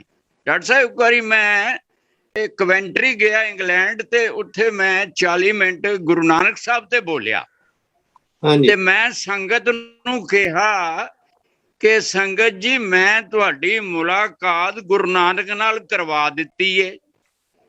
ਉਹ ਕਹਿਣ ਕਿਸ ਤਰ੍ਹਾਂ? ਮੈਂ ਕਿਹਾ ਦੇਖੋ ਆਪਾਂ ਗੁਰੂ ਦੀਆਂ ਗੱਲਾਂ ਕੀਤੀਆਂ ਨੇ, ਗੁਰੂ ਨਾਲ ਗੱਲਾਂ ਕੀਤੀਆਂ ਨੇ, ਜੀਵਨ ਦੇ ਵੱਖ-ਵੱਖ ਦ੍ਰਿਸ਼ਟੀਕੋਣਾਂ ਬਾਰੇ ਉਹਦੇ ਵਿਚਾਰ ਵੇਖੇ ਨੇ। ਹੁਣ ਆਪਾਂ ਇੱਕ ਬੰਦੇ ਨੂੰ ਜਦੋਂ ਮਿਲਣ ਜਾਂਦੇ ਆ, ਉਹਦੇ ਘਰ ਜਾਂਦੇ ਆ ਤੇ ਫਿਰ ਆ ਕੇ ਉਹਦੀਆਂ ਗੱਲਾਂ ਕਰਦੇ ਆ ਬਈ ਉਹ ਇਸ ਤਰ੍ਹਾਂ ਕਹਿੰਦਾ ਸੀ, ਉਹ ਇਸ ਤਰ੍ਹਾਂ ਕਹਿੰਦਾ ਸੀ। ਤੇ ਮੈਂ ਕਿਹਾ ਆਪਾਂ ਗੁਰੂ ਨਾਨਕ ਨਾਲ ਗੱਲਾਂ ਕੀਤੀਆਂ ਨੇ ਤੇ ਇਹ ਗੁਰੂ ਨਾਨਕ ਨਾਲ ਮੁਲਾਕਾਤ ਨਹੀਂ ਤਾਂ ਹੋਰ ਕੀ ਹੈ? ਇਹ ਤਾਂ ਆਪਣੇ ਆਪ ਨੂੰ ਗੁਰੂ ਦੇ ਨੇੜੇ ਕਰਨ ਦੀ ਗੱਲ ਹੈ, ਸਮਝਣ ਦੀ ਗੱਲ ਹੈ। ਗੁਰ ਮੇਰੇ ਸੰਗ ਸਦਾ ਨਾਲੇ। ਤੋਂ ਇਹ ਜਿਹੜੇ ਗੁਰੂ ਦੇ 3 ਰੂਪ ਨੇ, ਇੱਕ ਉਹਨਾਂ ਦੀ ਗੁਰੂ ਦੀ ਆਪਣੀ ਹਸਤੀ, ਦੂਜਾ ਫਿਰ ਸਿੱਖ ਦੀ ਹਸਤੀ ਤੱਕ ਸ਼ਬਦ ਨੇ ਲੈ ਜਾਣਾ।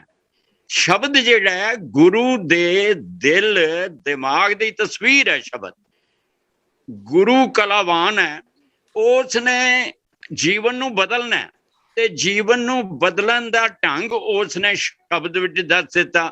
ਬਲਿਹਾਰੀ ਗੁਰੇ ਆਪਣੇ ਦਿਵਾੜੀ ਸਰਵਾਰ ਜਿਨ ਮਾਨਸ ਤੇ ਦੇਵਤੇ ਕੀਏ ਕਰਤ ਨ ਲਾਗੀ ਵਾ। ਇਹ ਗੁਰੂ ਦੀ ਕਲਾ ਹੈ ਕਿ ਉਹ ਮਨੁੱਖ ਤੋਂ ਦੇਵਤਾ ਬਣਾ ਸਕਦਾ। ਮਨੁੱਖ ਦੀਆਂ ਜਿਹੜੀਆਂ ਪ੍ਰਵਿਰਤੀਆਂ ਨੇ, ਜਿਹਦੇ ਵਿੱਚ ਰਾਖਸ਼ਿਸ਼ ਪ੍ਰਵਿਰਤੀਆਂ ਨੇ, ਮਨੁੱਖ ਦੀਆਂ ਪ੍ਰਵਿਰਤੀਆਂ ਵਿੱਚ ਪਾਸ਼ਵਿਕ ਪ੍ਰਵਿਰਤੀਆਂ ਨੇ, ਐਨੀਮਲਿਸਟਿਕ ਨੇ, ਉਹ ਗੁਰੂ ਹੀ ਉਹਨੂੰ ਸੁਚੇਤ ਕਰ ਸਕਦਾ ਹੈ ਸਿੱਖ ਨੂੰ ਵੀ ਆ ਜਿਹੜੀਆਂ ਪ੍ਰਵਿਰਤੀਆਂ ਛੱਡ ਦੇ ਤੇ ਤੂੰ ਦੇਵਤਾ ਬਣ ਜਾਏਗਾ, ਰੱਬ ਦਾ ਰੂਪ ਬਣ ਜਾਏਗਾ। ਇਸ ਕਰਕੇ ਗੁਰੂ ਤੇ ਸ਼ਬਦ ਤੇ ਸਿੱਖ ਆਪਸ ਵਿੱਚ ਸੰਬੰਧਿਤ ਹੋ ਕੇ ਤੇ ਗੁਰੂ ਜਿਹੜਾ ਆਪਣੇ ਰੂਪਾਂ ਦੀ ਜਾਣਕਾਰੀ ਕਰਾਉਂਦੇ ਨੇ ਕਿ ਮੈਂ ਕਿਤੇ ਗਿਆ ਨਹੀਂ, ਮੈਂ ਸ਼ਬਦ ਵਿੱਚ ਕਾਇਮ ਹਾਂ, ਮੇਰੇ ਨਾਲ ਗੱਲ ਕਰਨੀ ਤੇ ਸ਼ਬਦ ਨਾਲ ਗੱਲ ਕਰ ਲਓ। ਹਾਂਜੀ, ਥੈਂਕ ਯੂ ਜੀ। ਇਹਦੇ ਵਿੱਚ ਨਾ ਜੀ ਜਿਹੜੀ ਉਹ ਜਦੋਂ ਗੱਲ ਕੀਤੀ ਤੇ ਉਹ ਗੁਰੂ ਸਾਹਿਬ ਜੀ ਨੇ ਸਰੀਰ ਦਾ ਤੇ ਸ਼ਬਦ ਦਾ ਆ ਜਿਹੜਾ ਅੰਤਰ ਉਹ ਦੱਸਿਆ ਸੀ ਕਿ ਜੇ ਤੁਸੀਂ ਸਰੀਰ ਨਾਲ ਜੁੜੋਗੇ ਤੇ ਵਿਛੋੜਾ ਜਿਹੜਾ ਹੈ ਉਹ ਅਟਾਲੇ ਆਪੇ ਉਹ ਪੈਣਾ ਹੀ ਪੈਣਾ, ਤੇ ਜੇ ਸ਼ਬਦ ਨਾਲ ਜੁੜੋਗੇ ਤੇ ਫਿਰ ਸਦੀਵੀ ਤੌਰ ਤੇ ਤੁਸੀਂ ਮੇਰੇ ਨਾਲ ਜੁੜੇ ਰਹੋਗੇ। ਥੈਂਕ ਯੂ ਜੀ। ਡਾਕਟਰ ਕੁਲਵਿੰਦਰ ਸਿੰਘ ਜੀ, ਤੁਹਾਡੇ ਕੀ ਵਿਚਾਰ ਹੈ ਇਸ ਬਾਬਤ? ਹਾਂਜੀ ਸਰ, ਦੇਖੋ ਜਿਸ ਤਰ੍ਹਾਂ ਮਜਿੰਦਰ ਜੀ ਨੇ ਡਿਸਕਸ ਕੀਤਾ ਨਾ ਭਗਤ ਕਬੀਰ ਜੀ ਬਾਰੇ, ਭਗਤ ਕਬੀਰ ਜੀ ਦੇ ਪਹਿਲਾਂ 2 ਸ਼ਲੋਕ ਮੈਂ ਸ਼ੇਅਰ ਕਰਨੇ ਚਾਹਾਂ, ਕਿਉਂਕਿ ਆਮ ਤੌਰ ਤੇ ਇਹ ਡਿਸਕਸ਼ਨ ਦੇ ਵਿੱਚ ਬੜਾ ਵੱਡਾ ਵਿਸ਼ਾ ਹੁੰਦਾ ਹੈ ਕਿ ਕੋਈ ਕਹਿੰਦਾ ਦੇਹ ਜ਼ਰੂਰੀ ਹੈ, ਕੋਈ ਕਹਿੰਦਾ ਸ਼ਬਦ ਜ਼ਰੂਰੀ ਹੈ। ਕਬੀਰ ਜੀ ਨੇ ਇਸ ਸ਼ਬਦ ਵਿੱਚ ਇਸ ਚੀਜ਼ ਨੂੰ ਕਲੀਅਰ ਕੀਤਾ ਹੈ। ਕਬੀਰ ਜੀ ਦਾ 2 ਸ਼ਲੋਕ ਹੈ। ਕਬੀਰ ਇਹ ਤਾਂ ਜਾਏਗਾ ਵੀ ਸਰੀਰ ਨੇ ਤੇ ਰਹਿਣਾ ਨਹੀਂ, ਕਬੀਰ ਇਹ ਤਾਂ ਜਾਏਗਾ ਸਗੋਂ ਤਾਂ ਲੈ ਬਹੋੜ, ਜੇ ਤੂੰ ਕਰ ਸਕਦਾ ਹੈ ਤੈਨੂੰ ਰੋਕ ਲੈ। ਅਗਲੀ ਪੰਕਤੀ ਹੈ, ਨਾਗੇ ਪਾਉ ਤੇ ਗਏ ਜਨ ਕੇ ਲਾਖ ਕਰੋੜ। ਜਿਹੜੇ ਲੱਖਾਂ ਕਰੋੜਾਂ ਦੇ ਮਾਲਕ ਸਨ, ਬਾਦਸ਼ਾਹ ਸਨ, ਉਹ ਵੀ ਚਲੇ ਗਏ। ਸਿਮਿਲਰਲੀ ਇਹੀ ਪੰਕਤੀ ਇਸੇ ਸਟਾਰਟਿੰਗ ਦਾ ਦੂਜੀ ਪੰਕਤੀ ਹੈ, ਕਬੀਰ ਇਹ ਤਾਂ ਜਾਏਗਾ ਵੀ ਸਰੀਰ ਨੇ ਤੇ ਕੀਟ ਖਤਮ ਹੋਣਾ ਹੈ, ਕਵਨੇ ਮਾਰਗ ਲਾਏ। then what is the best thing to do? ਕੀ ਕਰਨਾ ਕੀ ਚਾਹੀਦਾ ਸਾਨੂੰ? ਤੇ ਉਹ ਕਹਿੰਦੇ ਕੈ ਸੰਗਤ ਕਰ ਸਾਥੀ।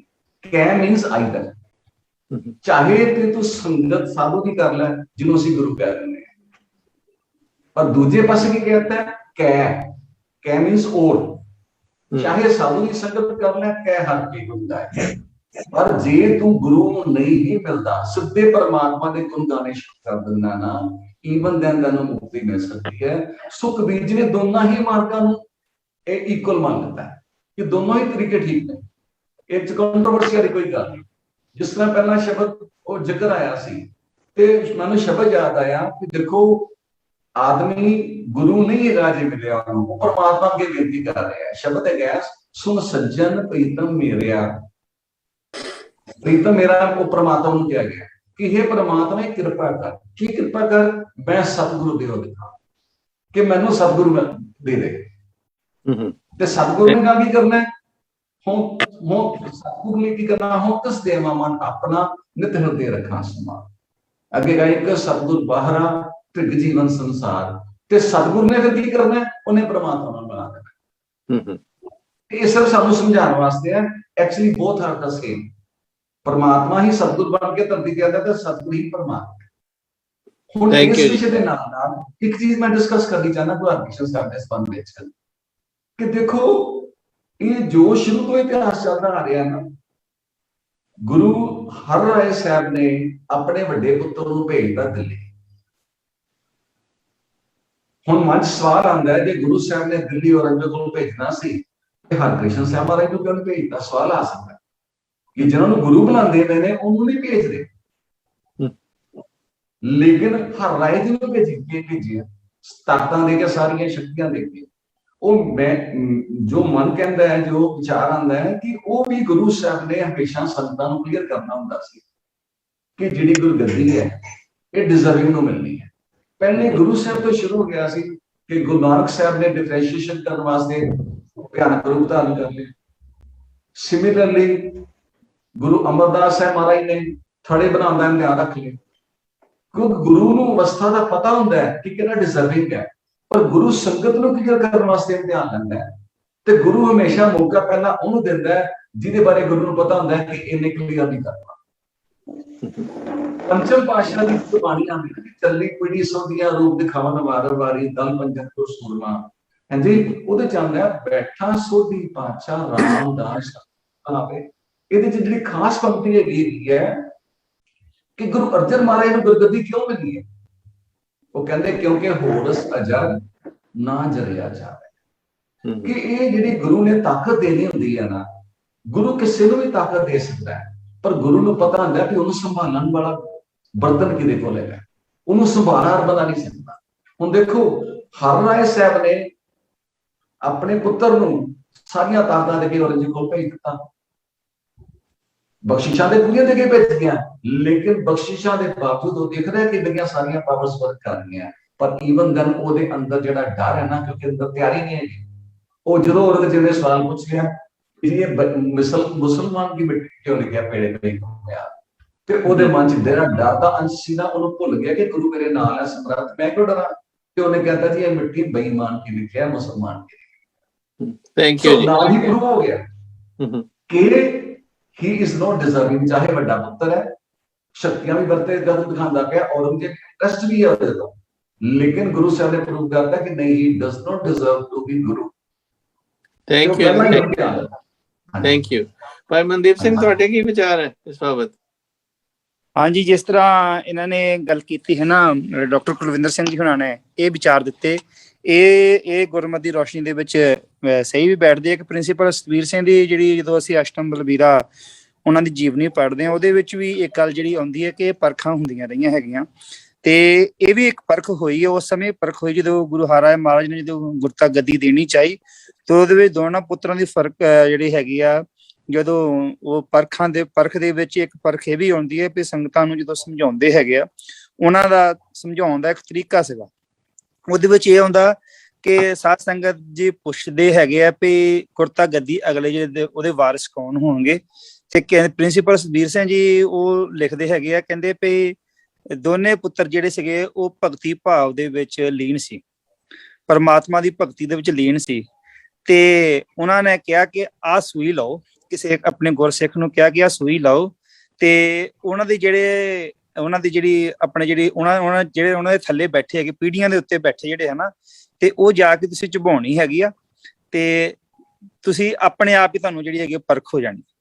ਤੇ ਜਦੋਂ ਬਾਬਾ ਰਾਮ ਰਾਏ ਜੀ ਦੇ ਜਦੋਂ ਉਹ ਆਸਨ ਤੇ ਬੈਠੇ ਨੇ, ਉਹਨਾਂ ਨੂੰ ਪਤਾ ਵੀ ਲੱਗ ਜਾਂਦਾ ਕਿਉਂਕਿ ਮਨ ਜੁੜਿਆ ਨਹੀਂ ਹੁੰਦਾ ਉਹਨਾਂ ਦਾ ਉਸ ਵੇਲੇ, ਤੇ ਕਹਿੰਦੇ ਜਦੋਂ ਉਹ ਸੂਈ ਜਿਹੜੀ ਹੈਗੀ ਆ ਉਹਦੇ ਵਿੱਚ ਚੁਭਾਉਣ ਲੱਗਦੀ ਪੀੜੀ ਚ, ਤਾਂ ਉਹ ਸੂਈ ਚੁਭਦੀ ਨਹੀਂ, ਉਹ ਹਾਰਡ ਸਖਤ ਹੁੰਦਾ, ਤੇ ਜਦੋਂ ਉਹੀ ਸੂਈ ਲੈ ਕੇ ਉਹਦੇ ਬਰਾਬਰ ਦੀ ਦੂਸਰੀ ਚੌਂਕੀ ਦੇ ਜਦੋਂ ਉਹਦੇ ਉੱਤੇ ਝੁਬਾਉਣ ਲੱਗਦੇ ਆ ਤੇ ਉਹ ਕਹਿੰਦੇ ਜਿੱਦਾਂ ਮੋਮ ਦੇ ਵਿੱਚ ਇਹ ਜਿੱਦਾਂ ਸੂਈ ਜਿੱਦਾਂ ਵੜ ਗਈ ਹੁੰਦੀ, ਉਹ ਉਸ ਤਰੀਕੇ ਦੇ ਨਾਲ ਨਰਮ ਹੋਈ ਹੁੰਦੀ ਹੈ ਚੌਂਕੀ ਜਿਹੜੀ ਹੈਗੀ ਆ।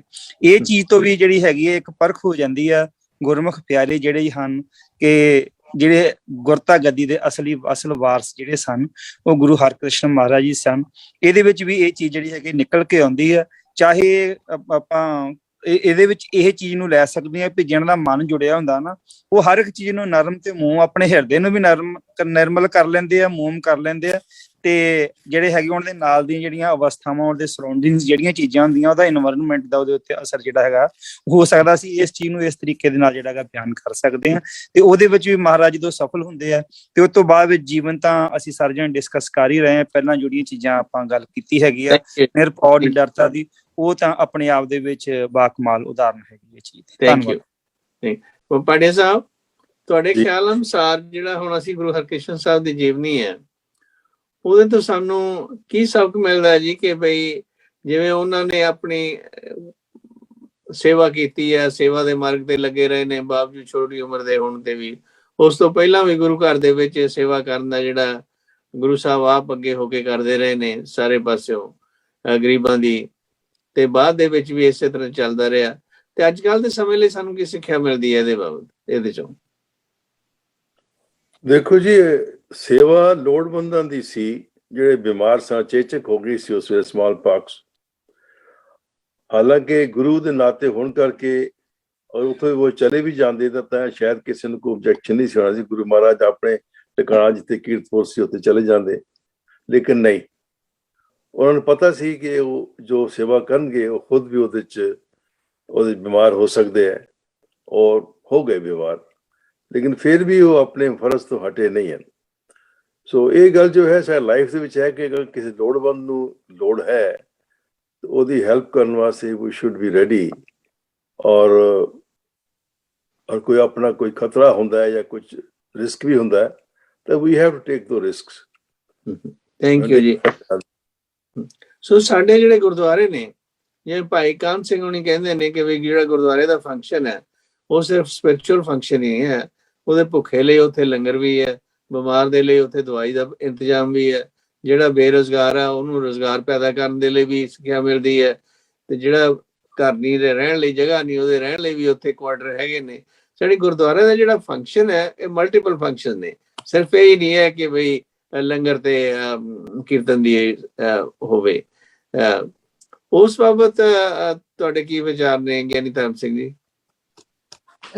ਜਿਹੜਾ ਭਾਈ ਕਾਨ ਸਿੰਘ ਨਾਭਾ ਹੋਰਾਂ ਨੇ ਲਿਖਿਆ ਬਿਲਕੁਲ ਠੀਕ ਲਿਖਿਆ ਕਿ ਗੁਰਦੁਆਰਾ ਜਿਹੜਾ ਆ ਇਹ ਇੱਕ ਹਿਸਾਬ ਨਾਲ ਉੱਥੇ ਜੋ ਕੁਛ ਹੋਣਾ ਉਹ ਗੁਰੂ ਦੇ ਉਪਦੇਸ਼ਾਂ ਦੀ ਰੋਸ਼ਨੀ ਦੇ ਵਿੱਚ ਹੋਣਾ, ਜੋ ਗੁਰੂ ਸਾਹਿਬ ਜੀ ਨੇ ਆਪਣੇ ਜੀਵਨ ਕਾਲ ਦੇ ਵਿੱਚ ਪਰਉਪਕਾਰ ਕੀਤੇ ਨੇ ਉਹਨਾਂ ਨੂੰ ਚੱਲਦੇ ਰੱਖਣ ਵਾਸਤੇ ਸੰਗਤਾਂ ਨੇ ਉਹ ਸਾਰੇ ਕਾਰਜ ਉੱਥੇ ਕਰਨੇ ਨੇ। ਤੇ ਇਹ ਇਸ ਕਰਕੇ ਜਿਹੜਾ ਕੀਰਤਨ ਆ, ਗੁਰਬਾਣੀ ਦਾ ਪਾਠ ਆ ਜਾਂ ਕਥਾ ਆ, ਇਹ ਇਸ ਕਰਕੇ ਕਿ ਜਿਸ ਮਨੁੱਖ ਦੇ ਅੰਦਰ ਗੁਰਬਾਣੀ ਦਾ ਚਾਨਣ ਹੋਊਗਾ, ਜਿਹੜਾ ਗੁਰੂ ਦੇ ਸ਼ਬਦ ਤੋਂ ਹੀ ਇਹ ਸਾਰੀ ਸਿੱਖਿਆ ਮਿਲਣੀ, ਉਹੋ ਹੀ ਮਨੁੱਖ ਜਿਹੜਾ ਉਹ ਆਪਣੇ ਆਪ ਨੂੰ ਖਤਰੇ 'ਚ ਪਾ ਕੇ ਮਨੁੱਖਤਾ ਦੀ ਸੇਵਾ ਕਰ ਸਕਦਾ। ਹੁਣ ਅੱਜ ਜਿਹੜਾ ਕੋਵਿਡ ਮਹਾਮਾਰੀ ਚੱਲ ਰਹੀ ਆ, ਇਹਦੇ ਵਿੱਚ ਵੀ ਹੈ ਤੇ ਅਸੀਂ ਬਹੁਤ ਸਾਰੇ, ਮੈਂ ਵੀ ਆਪਣੇ ਆਪ ਨੂੰ ਸਿੱਖ ਹੀ ਖਵਾਨਾ, ਪਰ ਉਹ ਵਿਰਲੇ ਆ ਜਿਨ੍ਹਾਂ ਨੇ ਆਪਣੇ ਆਪ ਨੂੰ ਖਤਰੇ 'ਚ ਪਾ ਕੇ ਤੇ ਉਹਨਾਂ ਮਰੀਜ਼ਾਂ ਦੀ ਸੇਵਾ ਸੰਭਾਲ ਵੀ ਕੀਤੀ, ਉਹਨਾਂ ਨੂੰ ਹਸਪਤਾਲਾਂ 'ਚ ਪਹੁੰਚਾਇਆ ਵੀ, ਤੇ ਫਿਰ ਮੁਰਦਿਆਂ ਦੇ ਜਿਨ੍ਹਾਂ ਦੇ ਆਪਣੇ ਪਰਿਵਾਰਕ ਜੀਅ ਵੀ ਨਹੀਂ ਨੇੜੇ ਗਏ ਤੇ ਉਹਨਾਂ ਦੇ ਸੰਸਕਾਰ ਵੀ ਕੀਤੇ। ਇਹ ਸਾਰੇ ਨਹੀਂ ਕਰ ਸਕੇ, ਇਹ ਉਹੋ ਹੀ ਕਰ ਸਕੇ ਜਿਨ੍ਹਾਂ ਦੇ ਅੰਦਰ ਗੁਰੂ ਦੇ ਉੱਪਰ ਅਟਲ ਭਰੋਸਾ, ਵਿਸ਼ਵਾਸ ਤੇ ਉਹਨਾਂ ਨੇ ਗੁਰੂ ਦੀ ਸਿੱਖਿਆ ਨੂੰ ਮੰਨਿਆ। ਤੇ ਇਸ ਕਰਕੇ ਜਿਹੜੇ ਕਥਾ ਕੀਰਤਨ ਇਹ ਤੇ ਸਾਨੂੰ ਸਿੱਖਿਆ ਹੀ ਗੁਰੂ ਦੀ ਲੈਣ ਵਾਸਤੇ ਆ। ਬਾਕੀ ਗੁਰਦੁਆਰੇ ਦਾ ਫੰਕਸ਼ਨ ਜਿਵੇਂ ਆਪ ਜੀ ਨੇ ਕਿਹਾ ਵੀ ਭਾਈ ਕਾਨ ਸਿੰਘ ਜੀ ਨਾਭਾ ਜੀ ਦਾ ਦੇ ਕੇ ਹਵਾਲਾ, ਕਿ ਸੱਚੀ ਆ ਕਿ ਇਹ ਗੁਰਦੁਆਰਿਆਂ ਦਾ ਪ੍ਰਬੰਧ ਇਦਾਂ ਦਾ ਹੀ ਹੋਣਾ ਚਾਹੀਦਾ ਕਿ ਕੋਈ ਬਿਮਾਰ ਆਵੇ ਤੇ ਉਹਦੇ ਇਲਾਜ ਦਾ ਉੱਥੋਂ ਪ੍ਰਬੰਧ ਕੀਤਾ ਜਾਵੇ। ਜਿਹੜਾ ਆਪਣਾ ਨਹੀਂ ਕਰਾ ਸਕਦਾ, ਜਿਹੜਾ ਮਨੁੱਖ ਨੂੰ ਭੁੱਖ ਆ ਉਹਦੇ ਲਈ ਲੰਗਰ ਤੇ ਚਲੋ ਚੱਲਦੇ ਹੀ ਰਹਿੰਦੇ ਆ, ਇਹਦੇ ਤੇ ਕੋਈ ਦੋ ਰਾਇਆ ਨਹੀਂ। ਤੇ ਇਸੇ ਤਰ੍ਹਾਂ ਹੀ ਜੇ ਰੁਜ਼ਗਾਰ ਦਾ ਵੀ, ਕਿਉਂਕਿ ਸੰਗਤ ਸਮਰੱਥ ਹੁੰਦੀ ਆ, ਗੁਰਦੁਆਰੇ ਦਾ ਇਹੋ ਕੰਸੈਪਟ ਆ ਕਿ ਸਾਰੇ ਰਲ ਮਿਲ ਕੇ ਤੇ ਇੱਕ ਦੂਸਰੇ ਦਾ ਭਲਾ ਕਰ ਸਕਦੇ ਆ। ਇਹ ਸੱਚ ਗੱਲ ਆ ਜੀ। ਹਾਂਜੀ, ਥੈਂਕ ਯੂ ਜੀ। ਡਾਕਟਰ ਬਾਸੂ, ਤੁਹਾਡੇ ਕੀ ਵਿਚਾਰ ਨੇ ਇਸ ਬਾਬਤ, ਜਿੱਥੋਂ ਸੇਵਾ ਦਾ ਤਾਲੁਕ ਹੈ? ਇਸ ਨੂੰ ਭਾਈ ਕਾਹਨ ਸਿੰਘ ਨੇ ਜਿਵੇਂ ਗੁਰਦੁਆਰਾ ਡਿਫਾਈਨ ਕੀਤਾ ਉਹਦਾ ਐਜ਼ ਅ ਕਮਿਊਨਿਟੀ ਸੈਂਟਰ, ਤੇ ਪਿਛਲੇ ਜ਼ਮਾਨਿਆਂ ਦੇ ਮੈਨੂੰ ਯਾਦ ਆ ਈਵਨ ਸਾਡੇ ਪਿੰਡ ਦੇ ਗੁਰਦੁਆਰੇ ਦੇ ਵਿੱਚ ਵੀ ਕਿ ਛੋਟੀ ਮੋਟੀ ਬਿਮਾਰੀ ਹੁੰਦੀ ਸੀ ਤਾਂ ਕੋਈ ਨਾ ਕੋਈ ਗੁਰਦੁਆਰੇ ਵਿੱਚ ਹੀ ਹਕੀਮ ਵਾਂਗੂ ਕੰਮ ਕਰਦਾ ਸੀਗਾ, ਤੁਹਾਨੂੰ ਦਵਾਈ ਵਗੈਰਾ ਲਿਖ ਕੇ ਦੇ ਦਿੰਦੇ ਸੀ ਜਾਂ ਦੱਸਦੇ ਸੀ ਵੀ ਭਾਈ ਐਂ ਕਰੋ ਤੁਹਾਡਾ ਤੁਸੀਂ ਠੀਕ ਹੋ ਜਾਓਗੇ। ਤੇ ਉਹ ਜਿਹੜੀਆਂ ਗੱਲਾਂ ਹੌਲੀ ਹੌਲੀ ਜਿਹੜੀਆਂ ਨੇ ਘਟਦੀਆਂ ਗਈਆਂ ਨੇ, ਬਜਾਏ ਉਹ ਡਿਵੈਲਪ ਹੋਣ ਦੇ। ਜਿਵੇਂ ਸਾਡੇ ਹਸਪਤਾਲ ਹੈ ਲੁਧਿਆਣੇ ਕ੍ਰਿਸਚੀਅਨ ਮੈਡੀਕਲ ਸਕੂਲ ਤੇ ਬਰਾਊਨ ਮੈਮੋਰੀਅਲ ਹਸਪੀਟਲ, ਉਹ ਸ਼ੁਰੂਆਤ ਤਾਂ ਇਸੇ ਤਰ੍ਹਾਂ ਹੀ ਹੋਈ ਸੀ, ਨਿੱਕੇ ਨਿੱਕੇ ਜਗ੍ਹਾ ਤੇ ਹੁਣ ਕਿੱਡੇ ਉਸ ਤੋਂ ਕਿੱਡਾ ਬਣ ਗਿਆ ਗਾਂ, ਹੌਲੀ ਹੌਲੀ ਵੱਧਦਾ। ਪਰ ਸਾਡੇ ਜਿਹੜੇ ਬਜਾਏ ਵਧਣ ਦੇ ਉਹ ਘਟੀ ਜਾਂਦੇ ਨੇ। ਉਹਨਾਂ ਬਜਾਏ ਉਹ ਪਰੰਪਰਾਵਾਂ ਨੂੰ ਹੋਰ ਅੱਗੇ ਵਧਾਇਆ ਜਾਵੇ, ਉਹਦੇ ਬਾਬਤ ਕੀ ਖਿਆਲ ਹੈ ਡਾਕਟਰ ਬਾਸੂ ਤੁਹਾਡਾ?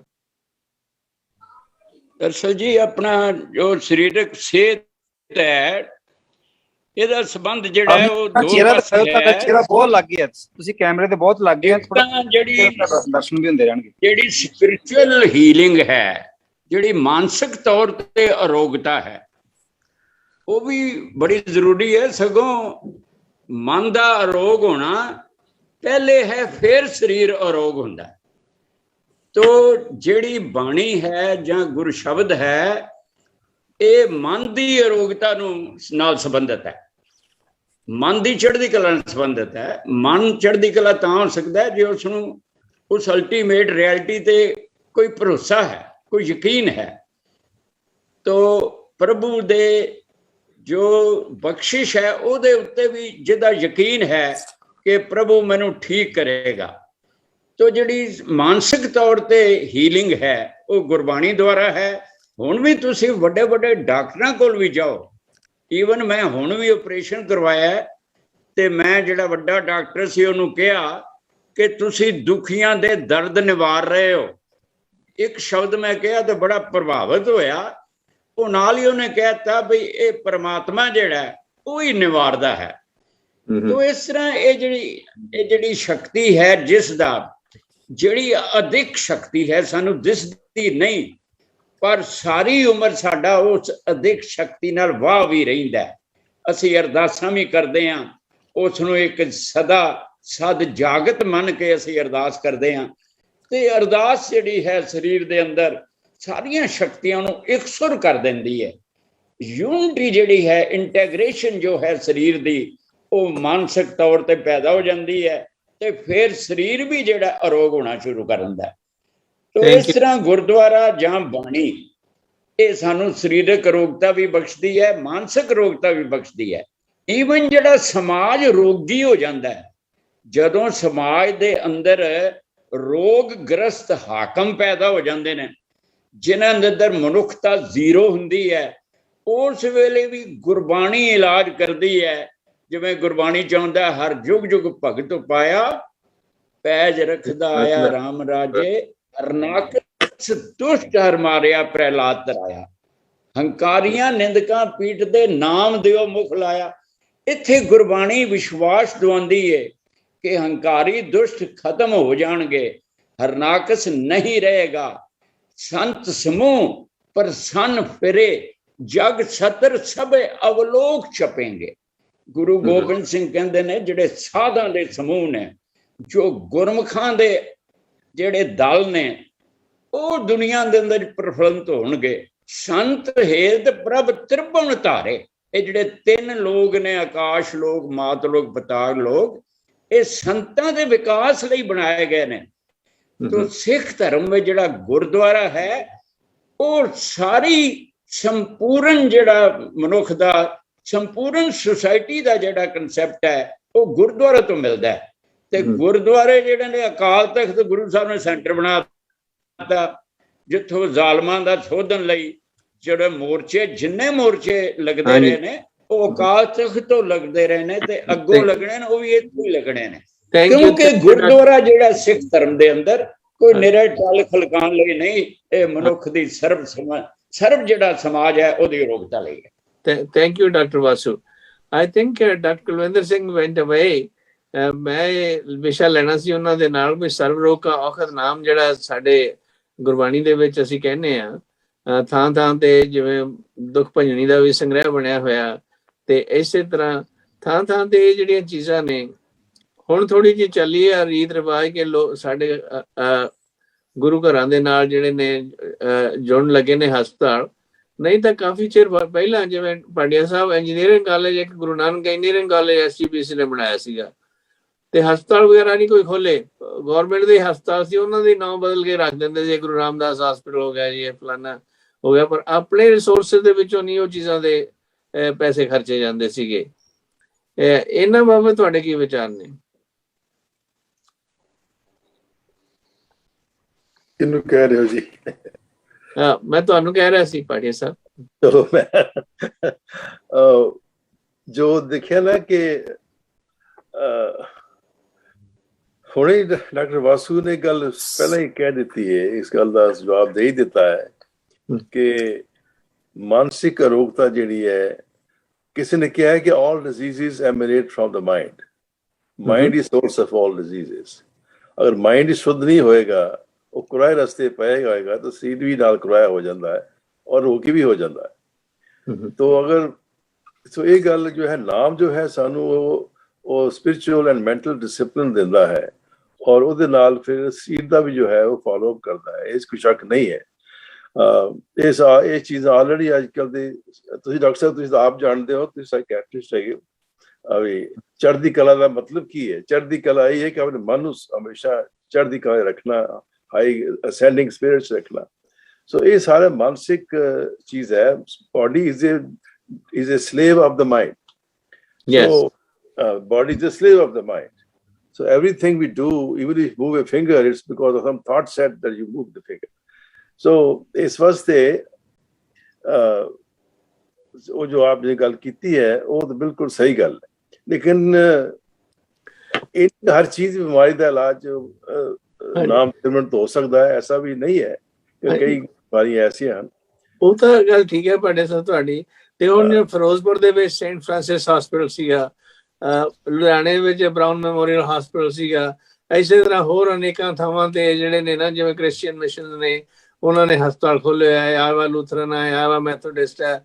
ਸਾਡੇ ਵਿੱਚ ਇਹ ਗੱਲਾਂ ਤਾਂ ਹੋ ਜਾਂਦੀਆਂ ਨੇ ਥੋੜ੍ਹੀਆਂ ਬਹੁਤੀਆਂ ਇਹਨਾਂ ਤੇ, ਪਰ ਪ੍ਰੈਕਟੀਕਲ ਤੌਰ ਤੇ ਇਹ ਜਿਹੜੀਆਂ ਇੰਸਟੀਟਿਊਸ਼ਨ ਨੇ ਉਹਨਾਂ ਦੇ ਡਿਵੈਲਪ ਨਹੀਂ ਕੀਤਾ ਜਾਂਦਾ। ਕਹਾਂਗੇ ਕਿ ਯੂ ਰਾਈਟ, ਉਹ ਗੱਲਾਂ ਬਈ ਰਿਸੋਰਸਿਸ ਤੇ ਡਿਪੈਂਡ ਕਰਦਾ ਹੈ ਕਿ ਰਿਸੋਰਸਿਸ ਕਿੱਥੇ ਯੂਜ਼ ਹੋ ਰਹੇ ਨੇ, ਕਿਸ ਤਰ੍ਹਾਂ ਯੂਜ਼ ਹੋ ਰਹੇ ਨੇ। ਲੇਕਿਨ ਉਸ ਦੇ ਬਾਵਜੂਦ ਵੀ ਹੁਣ ਦੇਖੋ ਚੰਡੀਗੜ੍ਹ ਦੇ ਵਿੱਚ ਉਹਨਾਂ ਨੇ ਆਈ ਹਸਪਤਾਲ ਖੋਲ੍ਹਿਆ। ਉਹ ਹਿੰਦੁਸਤਾਨ ਤੋਂ ਕਿਸੇ ਵੀ ਹਿੱਸੇ ਤੋਂ ਕੋਈ ਆਦਮੀ ਹੋਵੇ, ਉਹਦੇ ਕਿਰਾਇਆ ਦੇ ਕੇ ਵੀ ਮੰਗਾਉਂਦੇ ਨੇ, ਉਹਨਾਂ ਦਾ ਕੈਟਰੈਕਟ ਸਰਜਰੀ, ਹੋਰ ਦਵਾਈਆਂ ਦਾ ਇਲਾਜ ਕਰਦੇ ਨੇ, ਅੱਖੀਆਂ ਦਾ ਇਲਾਜ ਕਰਦੇ ਨੇ। ਦਿੱਲੀ ਦੇ ਵਿੱਚ ਉਹਨਾਂ ਨੇ ਦਿੱਲੀ ਪ੍ਰਬੰਧਕ ਕਮੇਟੀ ਨੇ ਖੋਲ੍ਹ ਦਿੱਤਾ ਹੈ ਹਸਪੀਟਲ, ਜਿੱਥੇ ਕਿ ਡਾਇਲਿਸਿਸ ਵਗੈਰਾ ਹੋਰ ਜਿੰਨੀਆਂ ਬਿਮਾਰੀਆਂ ਦਾ ਇਲਾਜ ਹੈ ਉਹ ਸਭ ਮੁਫਤ ਕਰਦੇ ਨੇ, ਔਰ ਮਿਨੀਮਮ ਕਾਸਟ ਤੇ ਡਿਸਪੈਂਸਰੀ ਖੋਲੀ ਹੋਈ ਉਹਨਾਂ ਨੇ, ਤੇ ਦਵਾਈਆਂ ਜਿਹੜੀਆਂ ਬੜੇ ਹੀ ਰੀਜ਼ਨੇਬਲ ਪ੍ਰਾਈਸ ਤੇ ਦੇ ਰਹੇ ਨੇ। ਸੋ ਐਸੀ ਗੱਲ ਨਹੀਂ, ਜਗ੍ਹਾ ਜਗ੍ਹਾ ਤੇ ਬਣਾਏ ਹੋਏ ਨੇ। ਚੰਡੀਗੜ੍ਹ ਦੇ ਨੇੜੇ ਇੱਕ ਜਗ੍ਹਾ ਹੈ, ਉੱਥੇ ਮੇਰਾ ਬੇਟਾ ਵੀ ਗਿਆ ਸੀ, ਉੱਥੇ ਵੀ ਆਈ ਹਸਪਤਾਲ ਸੀਗਾ। ਆਪਣੇ ਡਾਕਟਰ ਹਰਿੰਦਰ ਸਿੰਘ ਹੈਗੇ ਨੇ ਅਗਸਤਾ ਵਾਲੇ, ਜਿਹੜੇ ਹੀ ਇਜ਼ ਆਈ ਸਪੈਸ਼ਲਿਸਟ, ਉਹਨਾਂ ਨੇ ਉੱਥੇ ਹਸਪਤਾਲ ਬਣਾਇਆ ਹੋਇਆ। ਸੋ ਜਗ੍ਹਾ ਜਗ੍ਹਾ ਐਸੀ ਗੱਲ ਹੋ ਰਹੇ ਨੇ, ਲੇਕਿਨ not every gurdwara has the capacity. ਅੱਜ ਕੱਲ੍ਹ ਦੀ modern medicine is so expensive. ਇਹ ਤਾਂ ਨਹੀਂ ਹੈ ਦੁਆਰਾ ਕਿਸੇ ਨੂੰ ਚਕਰੌਦਾ ਦੇ ਦਿੱਤਾ, ਕਿਸੇ ਨੂੰ ਤ੍ਰਿਫਲਾ ਦੇ ਦਿੱਤਾ, ਹੁਣ ਉਹ ਗਲਤ ਨਹੀਂ ਹੈ ਨਾ। ਹੁਣ these modern medicines and systems are so expensive, machines are so expensive, they can't afford it. Yeah, that is true. ਪਰ ਇਸੇ ਕਰਕੇ ਸਾਨੂੰ ਸਾਡਾ ਜਿਹੜਾ ਟਾਈਮ ਆਨਰਡ ਸਿਸਟਮ ਆਯੁਰਵੈਦਿਕ, ਉਹਨੂੰ ਵੀ ਲਿਆਉਣ ਦੀ ਲੋੜ ਹੈ ਜਿੱਥੇ ਕਿਤੇ ਹੋ ਸਕੇ। ਭਾਈ ਮਨਦੀਪ ਸਿੰਘ, ਤੁਹਾਡਾ ਕੀ ਵਿਚਾਰ ਇਹਨਾਂ ਚੀਜ਼ਾਂ ਬਾਬਤ? ਇੱਕ ਮੈਨੂੰ ਇਜਾਜ਼ਤ ਦਿਓ, ਪਿਛਲੇ ਹਫ਼ਤੇ ਜਦੋਂ ਗੱਲ ਹੋਈ ਸੀ ਤੇ ਮੈਂ ਗੱਲ ਕੀਤੀ ਸੀ ਆਪਣਾ ਜੋ ਵਿਰਸਾ ਹੈ ਜਾਂ ਹੈਰੀਟੇਜ ਹੈ, ਉਹ ਮੇਰਾ ਕੁਐਸਚਨ ਸ਼ੁਰੂ ਇਸ ਤਰ੍ਹਾਂ ਹੀ ਹੋਇਆ ਸੀ ਜਦੋਂ ਗੁਰੂ ਹਰਰਾਏ ਸਾਹਿਬ ਦੀ ਡਿਸਪੈਂਸਰੀ ਦਾ ਇਸ਼ੂ ਹੋਇਆ ਸੀ, ਜੋ ਦਵਾਖਾਨਾ ਜੋ ਡਾਕਟਰ ਵਾਸੂ ਨੇ ਕਿਹਾ ਸੀਗਾ ਇਟ ਵਾਜ਼ ਦੀ ਬੈਸਟ, ਔਰ ਦਾਰਾ ਸ਼ਿਕੋ ਵੀ ਉੱਥੇ ਆਪਣੇ ਇਲਾਜ ਵਾਸਤੇ ਆਇਆ ਸੀ, ਲੇਕਿਨ ਉਹ ਵਿਦਿਆ ਉਸ ਤੋਂ ਬਾਅਦ ਚੱਲੀ ਕਿਉਂ ਨਹੀਂ? ਉਹ ਜੋ ਨੌਲੇਜ ਸੀ ਉਹਨਾਂ ਦੀ, why it was not continued beyond him after him, ਇਹ ਗੱਲ ਮੈਂ ਕਹਿਣਾ ਚਾਹੁੰਦਾ ਸੀ ਕਿ ਸਾਡੀ ਜਿਹੜੀ ਨੌਲੇਜ ਹੈ ਨਾ, ਅਸੀਂ ਉਹਨੂੰ ਕੰਟੀਨਿਊ ਨਹੀਂ ਕਰਦੇ, ਔਰ ਇਸ ਆਲੀ almost died with him, so that was a question of my it was my question. That's a valid question, Hani. That's a valid question. I wonder what Dr. Kulvinder Singh's experience is. ਅਸੀਂ ਗੱਲ ਕਰ ਰਹੇ ਹਾਂ ਕਿ ਗੁਰਦੁਆਰਾ ਜਿਵੇਂ ਆਯੁਰਵੈਦਿਕ ਹਸਪਤਾਲ ਗੁਰੂ ਹਰਾਏ ਸਾਹਿਬ ਦਾ ਸੀਗਾ, ਗੁਰੂ ਅਰਜਨ ਦੇਵ ਜੀ ਦੇ ਲੈਪਰੋਸੋਰੀਅਮ ਸੀਗਾ, ਇਸ ਤਰ੍ਹਾਂ ਦੀਆਂ ਚੀਜ਼ਾਂ ਜਿਹੜੀਆਂ ਨੇ ਹੁਣ ਤਾਂ ਥੋੜ੍ਹੀਆਂ ਬਹੁਤੀਆਂ ਸ਼ੁਰੂ ਹੋ ਗਈਆਂ ਨੇ, ਨਹੀਂ ਉਸ ਤੋਂ ਪਹਿਲਾਂ ਤਾਂ ਇਹਨਾਂ ਵੱਲ ਧਿਆਨ ਹੀ ਨਹੀਂ ਦਿੱਤਾ ਜਾਂਦਾ ਸੀ, ਜ਼ਿਆਦਾ ਮਾਰਬਲ ਦੇ ਗੁਰਦੁਆਰੇ ਬਣ ਗਏ ਜਾਂ ਲੰਗਰ ਹੋ ਗਏ ਜਾਂ ਹੋਰ ਇਹੋ ਜਿਹੀਆਂ ਚੀਜ਼ਾਂ ਹੋ ਗਈਆਂ ਜਾਂ ਅਖੰਡ ਪਾਠ ਦੇ ਅਖੰਡ ਪਾਠ ਚੱਲੀ ਗਏ, ਪਰ ਜਿਹੜਾ ਸੀਗਾ ਲੋਕ ਭਲਾਈ ਦਾ ਮਸਲਾ ਉਹਨੂੰ ਨਹੀਂ ਫੋਕਸ ਕੀਤਾ ਜਾਂਦਾ ਸੀਗਾ। ਇਹਦੇ ਕੀ ਕਾਰਨ ਨੇ?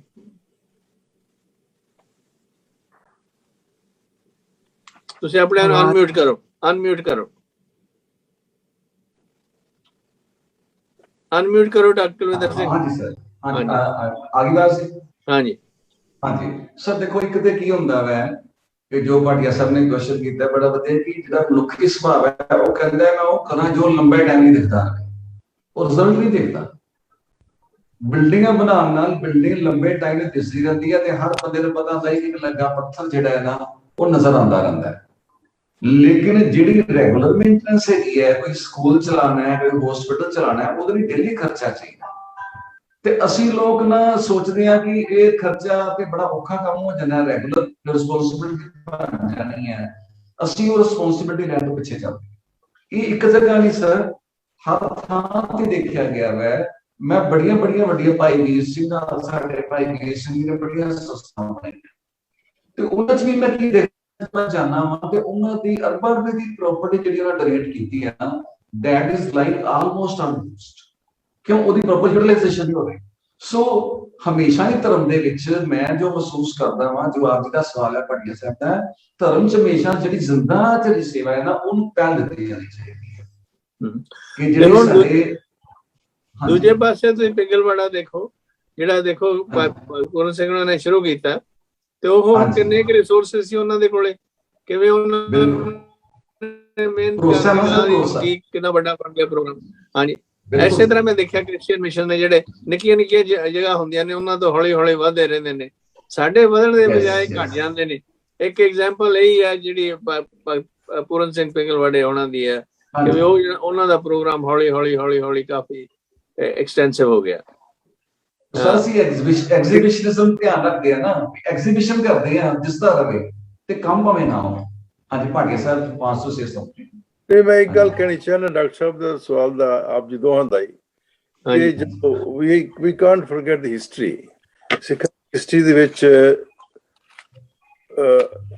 ਗੁਰੂ ਗੋਬਿੰਦ ਸਿੰਘ ਦੇ ਬਾਅਦ ਜੋ ਇਤਿਹਾਸ ਸਾਨੂੰ ਪਤਾ ਹੀ ਹੈ, ਸਿੱਖ ਕਿਸ ਤਰ੍ਹਾਂ ਖਿੰਡੇ ਫੁੰਡੇ ਗਏ, ਜੰਗਲਾਂ 'ਚ ਰਹਿ ਕੇ ਉਹਨਾਂ ਨੇ ਆਪਣੇ ਆਪ ਨੂੰ ਸਰਵਾਈਵ ਕੀਤਾ, ਔਰ ਉਹਨਾਂ ਨੂੰ ਰੀਬਿਲਡ ਕਰਨ ਵਾਸਤੇ ਜੋ ਟਾਈਮ ਲੱਗਿਆ ਉਹਦੇ ਸਾਡਾ ਬਹੁਤ ਕੁਝ ਸਾਡਾ ਨੁਕਸਾਨ ਹੋਇਆ ਹੈ। ਸਾਡੀ ਹੈਰੀਟੇਜ, ਸਾਡੀ ਕੰਟੀਨਿਊਟੀ ਨਹੀਂ ਰਹੀ, ਔਰ it was only a question of survival. ਦੇਖੋ ਜੰਗਲਾਂ 'ਚ ਰਹਿ ਕੇ ਫਿਰ ਵੀ ਉਹ ਮੁਕਾਬਲਾ ਕਰਦੇ ਰਹੇ ਅਹਿਮਦ ਸ਼ਾਹ ਅਬਦਾਲੀ ਵਰਗੇ ਲੋਕਾਂ ਦਾ। ਸੋ ਇਹ ਗੱਲ ਵੀ ਸਾਨੂੰ ਭੁੱਲਣੀ ਨਹੀਂ ਚਾਹੀਦੀ, ਕਿਉਂਕਿ ਸਾਡੇ ਉੱਤੇ ਬੜੀਆਂ ਮੁਸੀਬਤਾਂ ਆਈਆਂ ਨੇ, ਬੜੀਆਂ ਸ਼ਹੀਦੀਆਂ ਹੋਈਆਂ ਨੇ, ਹਜ਼ਾਰਾਂ ਦੀ ਤਾਦਾਦ ਸਾਡੇ ਸਿੱਖ ਲੋਕ ਜਿਹੜੇ ਸਨ ਉਹ ਮਾਰੇ ਗਏ ਸਨ ਇਹਨਾਂ ਦੇ ਹੱਥਾਂ ਤੇ ਇਸ ਵਾਸਤੇ ਇਹਨਾਂ ਚੀਜ਼ਾਂ ਨੂੰ ਪ੍ਰੈਕਟਿਸ ਨੂੰ ਮੇਨਟੇਨ ਰੱਖਣਾ ਕੋਈ ਆਸਾਨ ਤਾਂ ਨਹੀਂ ਸੀ ਨਾ। ਥੈਂਕ ਯੂ ਜੀ। I have a question for Vijender Singh ji. Vijender Singh ਜੀ, ਕਬੀਰ ਪੰਥੀ ਜਿਹੜੇ ਹੈਗੇ ਨੇ ਗਰੁੱਪਸ, ਉਹਨਾਂ ਦੇ ਵਿੱਚ ਇਹ ਹੈ ਹਸਪਤਾਲ ਵਗੈਰਾ ਖੋਲਣੇ ਜਾਂ ਕੋਈ ਹੋਰ ਇਸ ਤਰ੍ਹਾਂ ਦੀਆਂ ਚੀਜ਼ਾਂ ਸ਼ੁਰੂ ਕਰਨੀਆਂ ਲੋਕ ਭਲਾਈ ਦੇ ਲਈ? जी एक बार फिर से जरा थोड़ा। ਜਿਵੇਂ ਹਸਪਤਾਲ ਵਗੈਰਾ, ਨਰਸਿੰਗ ਹੋਮ ਜਾਂ ਇਸ ਤਰ੍ਹਾਂ ਦੀਆਂ ਚੀਜ਼ਾਂ ਇਹ ਕਬੀਰ ਪੰਥੀਆਂ ਦੇ ਵਿੱਚ ਹੈ ਨੇ ਇਸ ਤਰ੍ਹਾਂ ਦੇ ਆਪਰੇਸ਼ਨ ਕਿ ਬਈ लोग भलाई दे लिए काम कीते जान? ये कबीरपंथी समाज तो बड़ा पिछड़ा हुआ समाज है और शिक्षा बहुत है वहाँ, और वो मतलब सिद्धांत तो उसके वही हैं जो सत्ताम और सिख धर्म के हैं, लेकिन जो आप बात कर रहे थे बीमारियों की, रोग की, तो आदमी को माइंड, बॉडी और स्पिरिट, 3 चीजें बताई गई हैं, माइंड, बॉडी, स्पिरिट। तो शरीर की देखभाल करने के लिए मेडिकल डिपार्टमेंट है, माइंड की देखभाल करने के लिए साइकोलॉजिकल डिपार्टमेंट है, स्पिरिट की देखभाल करने के लिए स्पिरिचुअल, जो हम स्पिरिचुअलिज्म की बात कर रहे हैं। कबीर ने इसको कहा है हद, अनहद, बेहद। फ्रायड ने कहा है इसको कॉन्शस, सबकॉन्शस, अनकॉन्शस। तो जो बीमारियां हैं वो ज्यादातर साइकोसोमेटिक डिसीज होती हैं। ईसाई मिशनरियों से ये सीखना चाहिए कि उन्होंने बॉडी की, माइंड की शिक्षा का बहुत बड़ा, जहां भी उनका चर्च है एक स्कूल जरूर खोला होगा। और हमारी प्राचीन परंपरा रही है, आप जानते हैं, जैसे नालंदा विश्वविद्यालय था, तो वो था तो मठ बौद्धों का, लेकिन वो यूनिवर्सिटी थी अंतरराष्ट्रीय स्तर की। नालंदा, तक्षशिला, विक्रमशिला। तो ये धार्मिक कार्य, जो बॉडी भी स्वस्थ रहे, माइंड भी स्वस्थ रहे, स्पिरिट स्वस्थ रहे। अगर स्वस्थ है तब एक दूसरे से जुड़े हुए हैं। अगर माइंड आदमी का गड़बड़ाया हुआ है तो वो अध्यात्म भी उसका गड़बड़ा जाता है। स्वास्थ्य शरीर गड़बड़ाया हुआ है तो माइंड भी गड़बड़ा जाता है। तो माइंड, स्पिरिट और बॉडी, तीनों चीजों के स्वस्थ रहने के लिए अध्यात्म जो है वो तो टॉप पर है, नंबर 1 पे। नंबर 2 पे साइकोलॉजी और नंबर 3 पे बॉडी। ये है, इसी को हद, अनहद, बेहद, इसी को कहा है। Thank you. देखो ਸਾਡੇ ਹੁਣ ਜਿਹੜੇ ਨੇ ਇੱਥੇ ਵੈਸਟ ਦੇ ਵਿੱਚ ਵੀ ਹੈਵ ਵਾਟ ਦੇ ਕਾਲ ਚੈਪਲਨਸ ਇਨ ਦਾ ਹਸਪੀਟਲ, ਜਿਹੜੇ ਕਿ ਮਰੀਜ਼ ਜਦੋਂ ਬਿਮਾਰ ਹੁੰਦੇ ਨੇ ਉਹਨਾਂ ਦੀ ਹੌਸਲਾ ਅਫਜ਼ਾਈ ਦੇ ਲਈ ਉਹਨਾਂ ਨੂੰ ਜਿਹੜੀ ਹੈਗੀ ਖਾਸ ਤੌਰ ਤੇ ਸਾਈਕੋਲੋਜੀਕਲ ਤੇ ਸਪਿਰਿਚੁਅਲ ਹੈਲਥ ਦੇ ਲਈ ਉਹਨਾਂ ਦਾ ਬੜਾ ਵੱਡਾ ਰੋਲ ਹੈ। ਤੁਸੀਂ ਇਹਦੇ ਨਾਲ ਫਿਰ ਸੁਣਿਆ ਹੋਣਾ, ਤੁਸੀਂ ਪੜਿਆ ਸਾਹਿਬ, ਯੂ ਨੋ ਇਟ, ਕਿ ਵੀ ਹਰ ਇੱਕ ਹਸਪੀਟਲ ਜਿਹੜਾ ਚੈਪਲਨਸ ਵਗੈਰਾ ਨੇ। ਪਰ ਸਾਡੇ ਉਤੋਂ ਅਸੀਂ ਕਹੀ ਜਾਂਦੇ ਸਰਬ ਰੋਗ ਕਾ ਔਖਦ ਨਾਮ, ਪਰ ਵੀ ਡੋਂਟ ਕੰਸੀਡਰ ਸਾਡੇ ਕੋਈ ਹਸਪਤਾਲਾਂ ਦੇ ਵਿੱਚ ਜਾਂਦਾ ਨਹੀਂ ਹੈ, ਨਾ ਕੋਈ ਇਹੋ ਜਿਹਾ ਕੋਈ ਰਸਮ ਹੈ, ਨਾ ਕੋਈ ਇਸ ਤਰ੍ਹਾਂ ਕੋਈ ਤਰੀਕਾ ਕੀਤਾ ਗਿਆ ਜਿਹਦੇ ਨਾਲ ਕਿ ਲੋਕ ਭਲਾਈ ਦੇ ਕੰਮ ਜਿਵੇਂ ਇੱਥੇ ਚੈਪਲਨਸੀ ਸਰਵਿਸਿਜ਼ ਹੈ ਕੋਈ ਸਾਡੇ ਵੀ ਹੋਣ। ਉਹਦਾ ਜਵਾਬ ਮੈਂ ਦਵਾਂ ਜੀ। ਹਾਂਜੀ ਡਾਕਟਰ ਸਾਹਿਬ, ਗੱਲ ਇਸ ਤਰ੍ਹਾਂ ਹੈ ਕਿ ਸਾਡੇ ਲੋਕ ਖੁਦ ਦੇ ਆਰ ਵੈਰੀ ਸੈਲਫ ਸਫੀਸ਼ੀਐਂਟ। ਹਰ ਇੱਕ ਆਦਮੀ, ਹਰ ਘਰ, ਹਰ ਮਾਤਾ ਪਿਤਾ, ਹਰ ਭਾਈ, ਉਹਨਾਂ ਨੂੰ ਗੁਰਬਾਣੀ ਦੇ ਬਾਰੇ ਗਿਆਨ ਹੁੰਦਾ ਹੈ। ਕੋਈ ਥੋੜਾ ਬਹੁਤ, ਜਿੰਨਾ ਵੀ ਹੋਵੇ ਥੋੜਾ ਬਹੁਤ ਆਉਂਦਾ ਹੈ। ਕਿਸੇ ਨੂੰ ਗੁਟਕਾ ਆਇਆ, ਕਿਸੇ ਨੂੰ ਇੱਕ ਪਾਠ ਆਉਂਦਾ ਹੈ, ਕਿਸੇ ਨੂੰ ਨਹੀਂ ਆਉਂਦਾ, ਇੱਕ ਬਾਣੀ ਆਉਂਦੀ ਹੈ। ਲੇਕਿਨ ਇਹ ਜੋ ਦੂਸਰੀ ਹੈ ਨਾ ਕਿ ਜੋ ਕ੍ਰਿਸਚੀਅਨ ਵਰਲਡ ਹੈਗਾ, ਉਹਦੇ 'ਚ they have lot of dependence on a priest. ਹਰ ਚੀਜ਼ ਉਹ ਪ੍ਰੀਸਟ ਨੂੰ, they look to the priest to give them some direction. ਸਾਡੇ ਲੋਕ ਸੈਲਫ ਸਫੀਸ਼ੀਐਂਟ ਨੇ ਮੋਸਟਲੀ। ਹਾਲਾਂਕਿ I am a chaplain for the children hospital here in Orlando, ਲੇਕਿਨ ਮੈਨੂੰ ਕਦੀ ਉਹਨਾਂ ਨੇ ਬੁਲਾਇਆ ਹੀ ਨਹੀਂ। ਦੇ ਨੈਵਰ ਕਾਲਡ ਮੀ। ਆਈ ਸੀ। ਹਾਂਜੀ, ਸੋ ਇਹ ਵੀ ਸਾਡੇ ਜੋ ਕੋਈ ਬਿਮਾਰ ਹੁੰਦਾ ਹੈ ਤੇ ਘਰ ਦੇ ਆਪੇ ਨਾਲ ਬਚਾਓ, ਉਹਨਾਂ ਨੂੰ ਕਾਫੀ ਇਸ ਚੀਜ਼ ਦਾ ਹੁੰਦਾ ਹੈ। ਉਹੀ ਬੜਾ, ਜਿਵੇਂ ਪਾਠ ਕਰ ਲਿਆ ਤੂੰ, ਸੁਖਮਨੀ ਸਾਹਿਬ ਦਾ ਪਾਠ ਕਰ ਲਿਆ ਤੂੰ, ਜਪਜੀ ਸਾਹਿਬ ਦਾ ਪਾਠ ਕਰ ਲਿਆ, ਬੜੇ ਮੂਲ ਮੰਤਰ ਦਾ ਪਾਠ ਕਰਦੇ ਰਹਿਣਗੇ। ਸੋ ਇਹ ਗੱਲ ਸਾਡੇ ਅੰਦਰ ਇਹ ਸੈਲਫ ਸਫੀਸ਼ੀਐਂਸੀ ਹੈਗੀ ਹੈ ਸਾਡੀ ਕਮਿਊਨਿਟੀ ਦੇ ਅੰਦਰ। ਦੇਖੋ ਜੀ, ਫਿਰ ਸਾਡੇ ਜੇ ਇਹ ਗੱਲਾਂ ਨੇ, ਜੇ ਇੰਨੀ ਸੈਲਫ ਸਫੀਸ਼ੀਐਂਸੀ ਹੈ, why we have problem with drug addictions and why we have problems with domestic violence and child abuse and infanticide, also ਜਿਹੜੀਆਂ social evils ਨੇ, ਉਹ ਉਹਨਾਂ ਦਾ ਕਾਰਨ ਜਿਹੜਾ ਹੈਗਾ ਕਿ ਵੀ ਇਹ ਸਰਵਿਸਿਜ਼ ਜਿਹੜੀਆਂ ਨੇ ਇਨਇਫੈਕਟਿਵ, ਜੇ ਇਫੈਕਟਿਵ ਹੋਣ ਤੇ ਇਹ ਚੀਜ਼ਾਂ ਨਾ ਸਮਾਜ ਦੇ ਵਿੱਚ ਹੋਣ। ਜੀ ਰਾਈਟ। ਲੇਕਿਨ ਇਹ ਗੱਲ ਅਸੀਂ ਕਰ ਰਹੇ ਹਾਂ ਹਸਪੀਟਲਸ ਦੀ, ਮੈਂ ਉਸ ਚੀਜ਼ ਨੂੰ ਲੈ ਕੇ ਕਹਿ ਰਿਹਾ ਸੀਗਾ ਕਿ ਜੋ ਦੂਸਰੀ ਕਮੀਆਂ ਨੇ ਸਾਡੀ ਸੋਸਾਇਟੀ ਦੇ ਅੰਦਰ, ਉਹ ਤਾਂ ਫਿਰ ਹੈ ਹੀ ਨਹੀਂ। ਉਹਦੇ 'ਚ ਭਾਈ ਸਾਹਿਬ ਵੀ ਜਾ ਕੇ ਕਿੰਨਾ ਕੁ ਕਰ ਲੈਣਗੇ, ਉਹਨਾਂ ਨੂੰ ਸਮਝਾ ਲੈਣਗੇ ਭਾਈ ਤੂੰ ਨਾ ਲੜਿਆ ਕਰ, ਐਸਾ ਕੁਝ ਨਹੀਂ। ਡੈਫੀਨਿਟਿਵ ਟ੍ਰੇਨਿੰਗ ਪ੍ਰੋਗਰਾਮ ਬਣੇ ਹੋਏ ਨੇ ਇਹਨਾਂ ਚੀਜ਼ਾਂ ਦੇ ਵਿੱਚ, ਐਸੀ ਗੱਲ ਨਹੀਂ। ਜਿਹੜਾ ਉਸ ਤਰ੍ਹਾਂ ਜੇ ਹੁਣ ਤੁਸੀਂ ਚੈਪਲਨ ਦਾ ਕੰਮ ਕਰ ਰਹੇ ਹੋ, ਉਹਦਾ ਗੱਲ ਹੋਰ ਹੈ, ਦੈਟਸ ਵੈਰੀ ਜਨਰਸ ਆਫ ਯੂ। ਪਰ ਜਿਹੜੇ ਐਕਚੁਅਲ ਜਿਹੜੇ ਚੈਪਲਨ ਨੇ ਉੱਥੇ, ਉਹਨਾਂ ਦੇ ਉਹ ਦੇਖੋ ਗੋ ਥਰੂ ਅ ਫਾਰਮਲ ਟ੍ਰੇਨਿੰਗ ਇਹਨਾਂ ਚੀਜ਼ਾਂ ਦੀ। ਉਹ ਸਾਡੇ ਹੈ ਕਿ ਸਾਡੇ ਕਮੀ ਹੈ, ਮੈਂ ਮੰਨਦਾ। ਸਾਡੇ ਗੁਰਦੁਆਰੇ ਦੇ ਅੰਦਰ ਉਹ ਸੋਸ਼ਲ ਇਨਵਾਇਰਮੈਂਟ ਨਹੀਂ ਹੈ। ਇੱਕ ਦੋ ਵਾਰੀ ਸੇਵਾ ਸੀ ਮੇਰੇ ਗੁਰਦੁਆਰੇ, ਮੈਂ ਮੈਂਸ਼ਨ ਕੀਤਾ ਸੀ ਕਿ ਸਾਨੂੰ Gurdwara is not just a place for kirtan, it's a society and we have to take care of the welfare of all the communities। Sorry community the welfare ਵਾਸਤੇ ਸਾਨੂੰ ਕਰਨਾ ਚਾਹੀਦਾ। ਸਾਡੇ ਡੋਮੈਸਟਿਕ ਵਾਇਲੈਂਸ ਹੈਗੀ, ਲੇਕਿਨ ਕਿਸੇ ਨੇ ਉਹਦਾ ਕੋਈ ਰਿਸਪੌਂਸ ਨਹੀਂ ਦਿੱਤਾ। ਨੋਬਡੀ। ਦੇਖੋ ਨਾ, ਹਾਂਜੀ, ਜੇ ਸਾਡੇ ਹੁਣ ਗੁਰੂ ਜਿਹੜੇ ਆ, ਗੁਰੂ ਹਰਕ੍ਰਿਸ਼ਨ ਸਾਹਿਬ, ਗੁਰੂ ਅਰਜਨ ਦੇਵ ਜੀ, ਬਾਕੀ ਜਿਹੜੇ ਗੁਰੂ ਨੇ ਉਹ ਚੀਜ਼ਾਂ ਦੇ ਵਿੱਚ ਗੁਰੂ ਅਮਰਦਾਸ ਜੀ ਇਹਨਾਂ ਪਾਸੇ ਅੱਗੇ ਹੋ ਕੇ ਕਰਦੇ ਨੇ ਗੱਲਾਂ ਬਾਤਾਂ, ਤੇ ਅਸੀਂ ਉਹਨਾਂ ਦੇ ਸੇਵਕ ਹੁੰਦੇ ਹੋਏ ਕਿਉਂ ਇਹ ਪ੍ਰੋਗਰਾਮ ਡਿਵੈਲਪ ਕਰਨ ਤੋਂ ਅਸੀਂ ਕਰਨੀ ਕਤਰਾਉਂਦੇ? This is my question. Doctor Kulwinder Singh ji. ਇਹ ਜਿੰਨੀ ਵੀ ਜਿਹੜੀ ਸੇਵਾ ਕਰਨ ਵਾਸਤੇ ਨਾ, ਪਹਿਲੀ ਗੱਲ ਤੇ ਸਾਡੇ ਅੰਦਰ ਫੀਲਿੰਗ ਆਫ ਸੈਲਫ ਸਫੀਸ਼ੀਐਂਸ ਹੋਣੀ ਚਾਹੀਦੀ ਹੈ ਕਿ ਮੇਰੇ ਕੋਲ ਜੋ ਹੈਗਾ ਮੇਰੇ ਆਪਣੇ ਲਈ ਬਹੁਤ ਹੈ, ਤੇ ਇੰਨਾ ਜ਼ਿਆਦਾ ਹੈ ਕਿ ਮੈਂ ਦੂਸਰਿਆਂ ਦੀ ਹੈਲਪ ਕਰ ਸਕਦਾ ਹਾਂ। ਹਮੇਸ਼ਾ ਹੀ ਸੇਵਾ ਤੋਂ ਸ਼ੁਰੂ। ਉਹ ਗੁਰੂ ਸਾਹਿਬਾਨ ਨੂੰ ਅਸੀਂ ਫੋਲੋ ਤਾਂ ਕਰਦੇ ਹਾਂ, ਲੇਕਿਨ ਉਹਨਾਂ ਦੀ ਅਵਸਥਾ ਤੱਕ ਅਸੀਂ ਨਹੀਂ ਪਹੁੰਚੇ ਹੁੰਦੇ। ਨੈਚੁਰਲੀ ਜਿਸ ਦਿਨ ਅਸੀਂ ਪਹੁੰਚ ਜਾਵਾਂਗੇ ਤੇ we will stop automatically with all these things. ਤੇ ਉਸ ਅਵਸਥਾ ਤੇ ਪਹੁੰਚ। ਹਾਂਜੀ ਦੇਖੋ ਉਹ ਜਿਹੜੀ ਗੱਲ ਹੈ ਨਾ, ਉਹ ਆਈਡੀਅਲ ਹੋ ਗਈ ਸਿਚੁਏਸ਼ਨ। ਹੁਣ ਦੇਖੋ ਤੁਸੀਂ ਮੈਡੀਕਲ ਸਕੂਲ ਜਾਂਦੇ ਆ, ਜਿਹੜਾ first year medical school student ਹੁੰਦਾ ਉਹ ਸੈਕੰਡ ਈਅਰ ਤੋਂ ਸਿੱਖਦਾ, ਸੈਕੰਡ ਈਅਰ ਵਾਲਾ ਜਿਹੜਾ ਥਰਡ ਈਅਰ ਤੋਂ ਸਿੱਖਦਾ ਤੇ ਫਸਟ ਈਅਰ ਨੂੰ ਪੜਾਉਂਦਾ। We don't have a system like that ਜਿਹਦੇ ਨਾਲ ਕਿ ਇੱਕ ਦੂਜੇ ਤੋਂ ਅਸੀਂ ਸਿੱਖਣ ਦੀ ਕੋਸ਼ਿਸ਼ ਕਰੀਏ। ਜਦੋਂ ਕਿ ਅਸੀਂ ਜਿਸ ਲੈਵਲ ਤੇ ਆ, ਸਾਨੂੰ ਉਸ ਲੈਵਲ ਤੇ ਕੁਝ ਨਾ ਕੁਝ ਕਰਦੇ ਰਹਿਣਾ ਚਾਹੀਦਾ। ਤੁਹਾਡਾ ਬਹੁਤ ਸੋਹਣਾ ਪੁੱਛ ਰਿਹਾ ਤੁਹਾਡਾ, ਕਿ ਸਾਨੂੰ ਜੋ ਵੀ ਅਸੀਂ ਥੋੜਾ ਬਹੁਤਾ ਕਰ ਸਕਦੇ ਉਹ ਸਾਨੂੰ ਕਰਦੇ ਰਹਿਣਾ ਚਾਹੀਦਾ, ਤੇ ਜੋ ਸਾਡੀ ਅਵਸਥਾ ਇੰਪਰੂਵ ਹੁੰਦੀ ਹੈ ਤੇ ਉਹ ਆਪਣੇ ਆਪ ਇੰਪਰੂਵ ਹੋ ਜਾਏਗਾ। Thank you. ਆਪਣੇ ਮੈਂ ਇੱਕ ਐਡ ਕਰਨੀ ਚਾਹਾਂਗਾ। ਹਾਂਜੀ, ਜਿੱਦਾਂ ਆਪਾਂ ਗੁਰਦੁਆਰੇ ਜਾਂਦੇ ਆ, तो फोन इतना नजदीक है, फोन थोड़ा अपने दूर रखो थोड़ा जना अपने को। ਤੁਹਾਡਾ ਫੇਸ ਨਹੀਂ ਦਿਸ ਰਿਹਾ ਡਾਕਟਰ ਵਾਸੂ,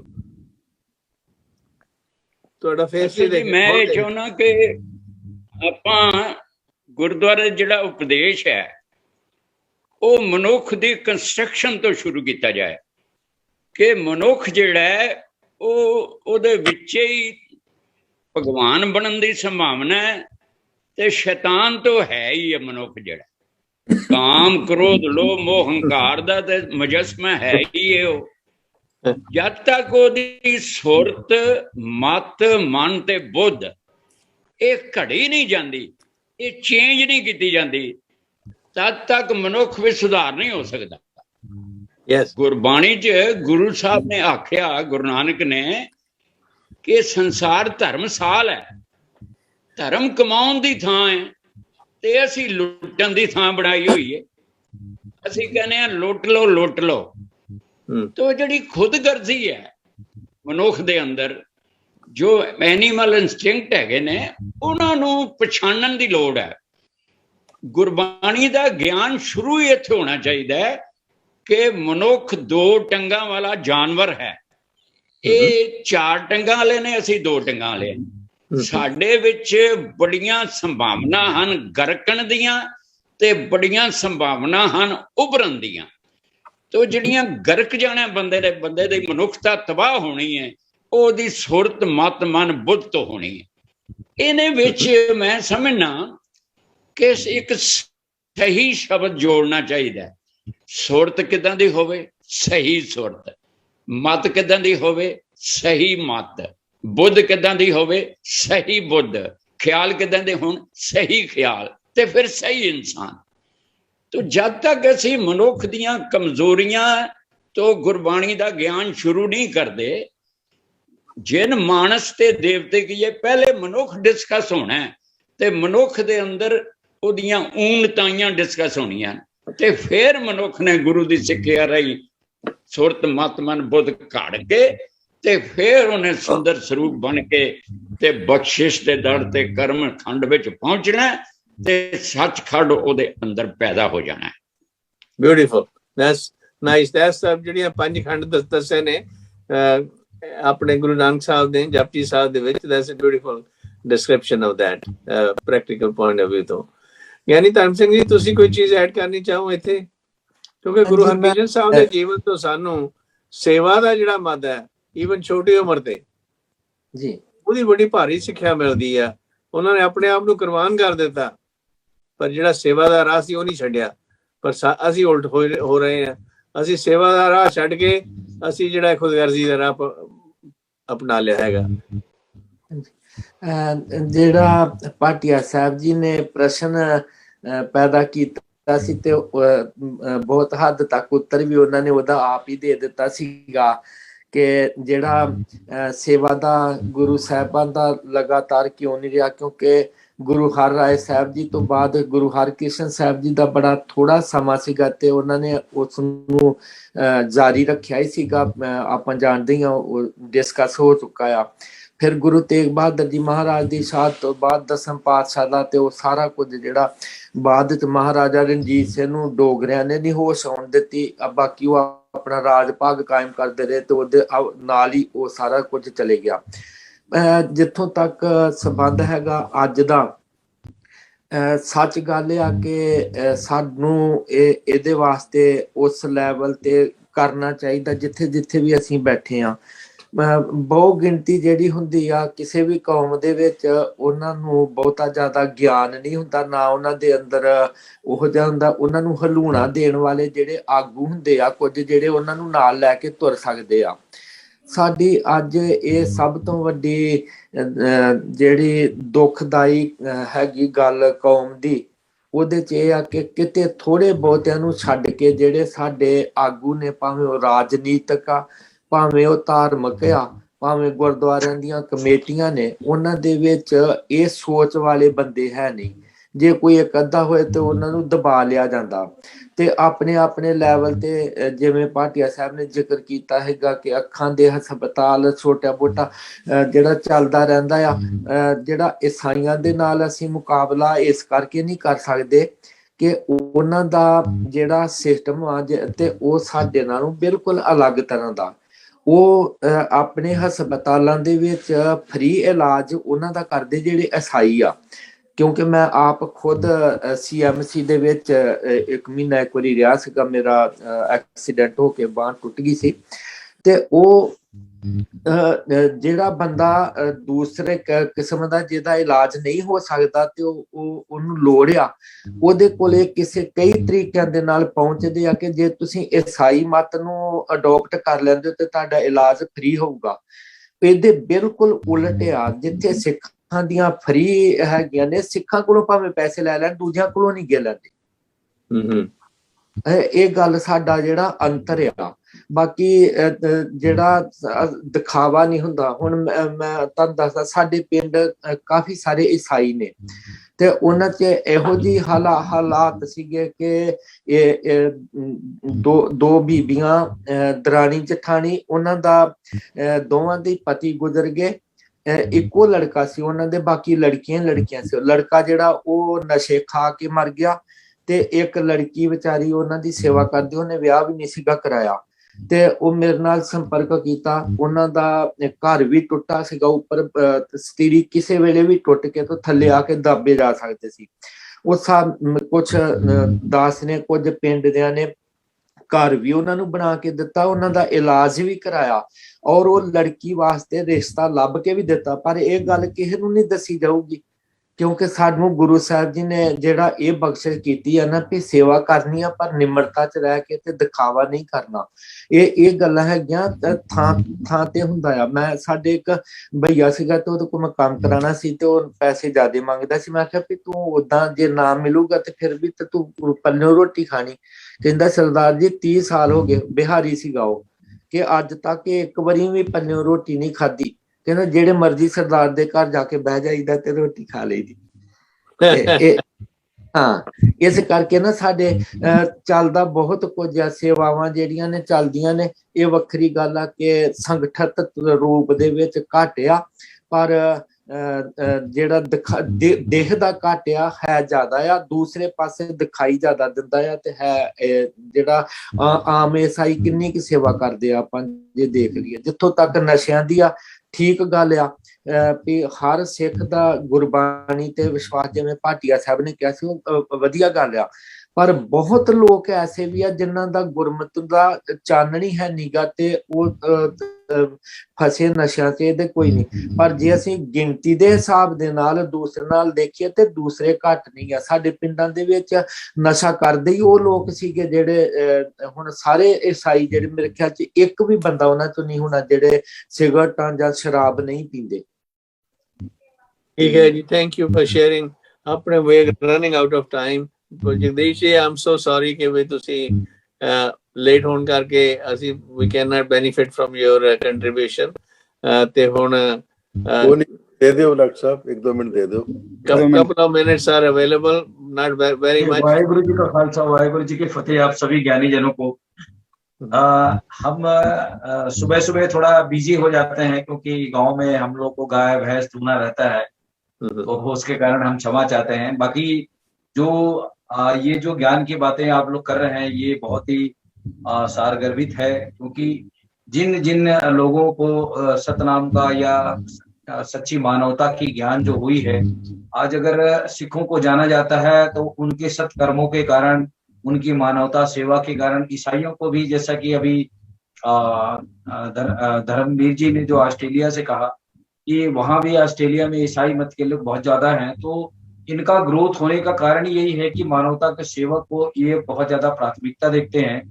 और हमारे सतनामी समाज में भी यहाँ जो लोग सक्षम हुए हैं वो लोग भी स्कूल कॉलेज और हॉस्पिटल खोल करके कुछ सेवा के दिशा में आगे बढ़ रहे हैं। लेकिन जैसे जैसे समाज के अंदर में उन्नति और विकास जब आगे आता है तो वो बहुत सारे लोग जो है सेवा भावना को और मानवता को, परोपकार को छोड़ देते हैं, जबकि असली सेवा भावना की बात है वो जिस जो भी मतलब सतनाम के मानने वाले हैं उनके अंदर में परोपकार, सेवा और मानवता की सेवा की बात जरूर मानी जाती है। अगर वो सच्चा सतनामी है या सतनाम के मानने वाले हैं, अगर उसके अंदर में मानव परोपकार की सेवा की भावना अगर नहीं है तो वो सतनाम के असली फॉलोअर्स नहीं कहे जा सकते। ये बातें सभी सतनाम के मानने वालों को माना जाता है और ये हिंदू धर्म के लोग भी मानते हैं कि जो भी सतनाम के फॉलोअर्स हैं वो लोगों की सेवा के प्रति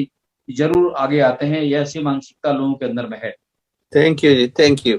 So really the whole thing is the whole idea of discussing about this situation is कि जिथे किते भी ਅਸੀਂ खड़े हैं, wherever we are in our position, I think we need to initiate programs, no matter how small they are, for the benefit of the society. And it all begins, charity begins from home. You know, charity doesn't begin taking a langar to Madras and all that kind of stuff. It begins your neighborhood, wherever you live. If you don't help over there, but you're going and working in Sri Lanka, I think this is a misunderstanding of the Guru's message. Guru's message is कि भाई जिथे तुसी हैं, जिहड़ी जगह ते भी खड़े हैं, उत्थे सेवा करो, आप भी करो ते नाल दूजिआं नूं भी जोड़ो तां कि जिहड़ा समाजिक एडवांसमेंट हो सके. So instead of extravaganza or looking at other places, we need to start wherever we are, जिथे किते भी ਅਸੀਂ हैं, थोड़ा बहुता किसी रूप दे विच भी सेवा दा चक्कर जरूर चक्को ते दूजिआं नूं encourage करो. So having said that, I think we about to close the program. I don't think we have time to ask any individual thing right now because of the shortage of time. So साਰਿਆਂ ਦਾ ਬਹੁਤ ਧੰਨਵਾਦ. Internet program and we will continue working on these issues in the future. Our next program we will be devoting to Baba Banda Singh Bahadur and his life and accomplishments. So that will be our next Wednesday, the emphasis, unless you have something else in mind. That's okay. Okay ji. बहुत मेहरबानी. Thank you for the audience and thank you for the participants. Waheguru Waheguru ji का खालसा, वाहिगुरु जी की फतेह. वाहिगुरु जी की फतेह. Thank you.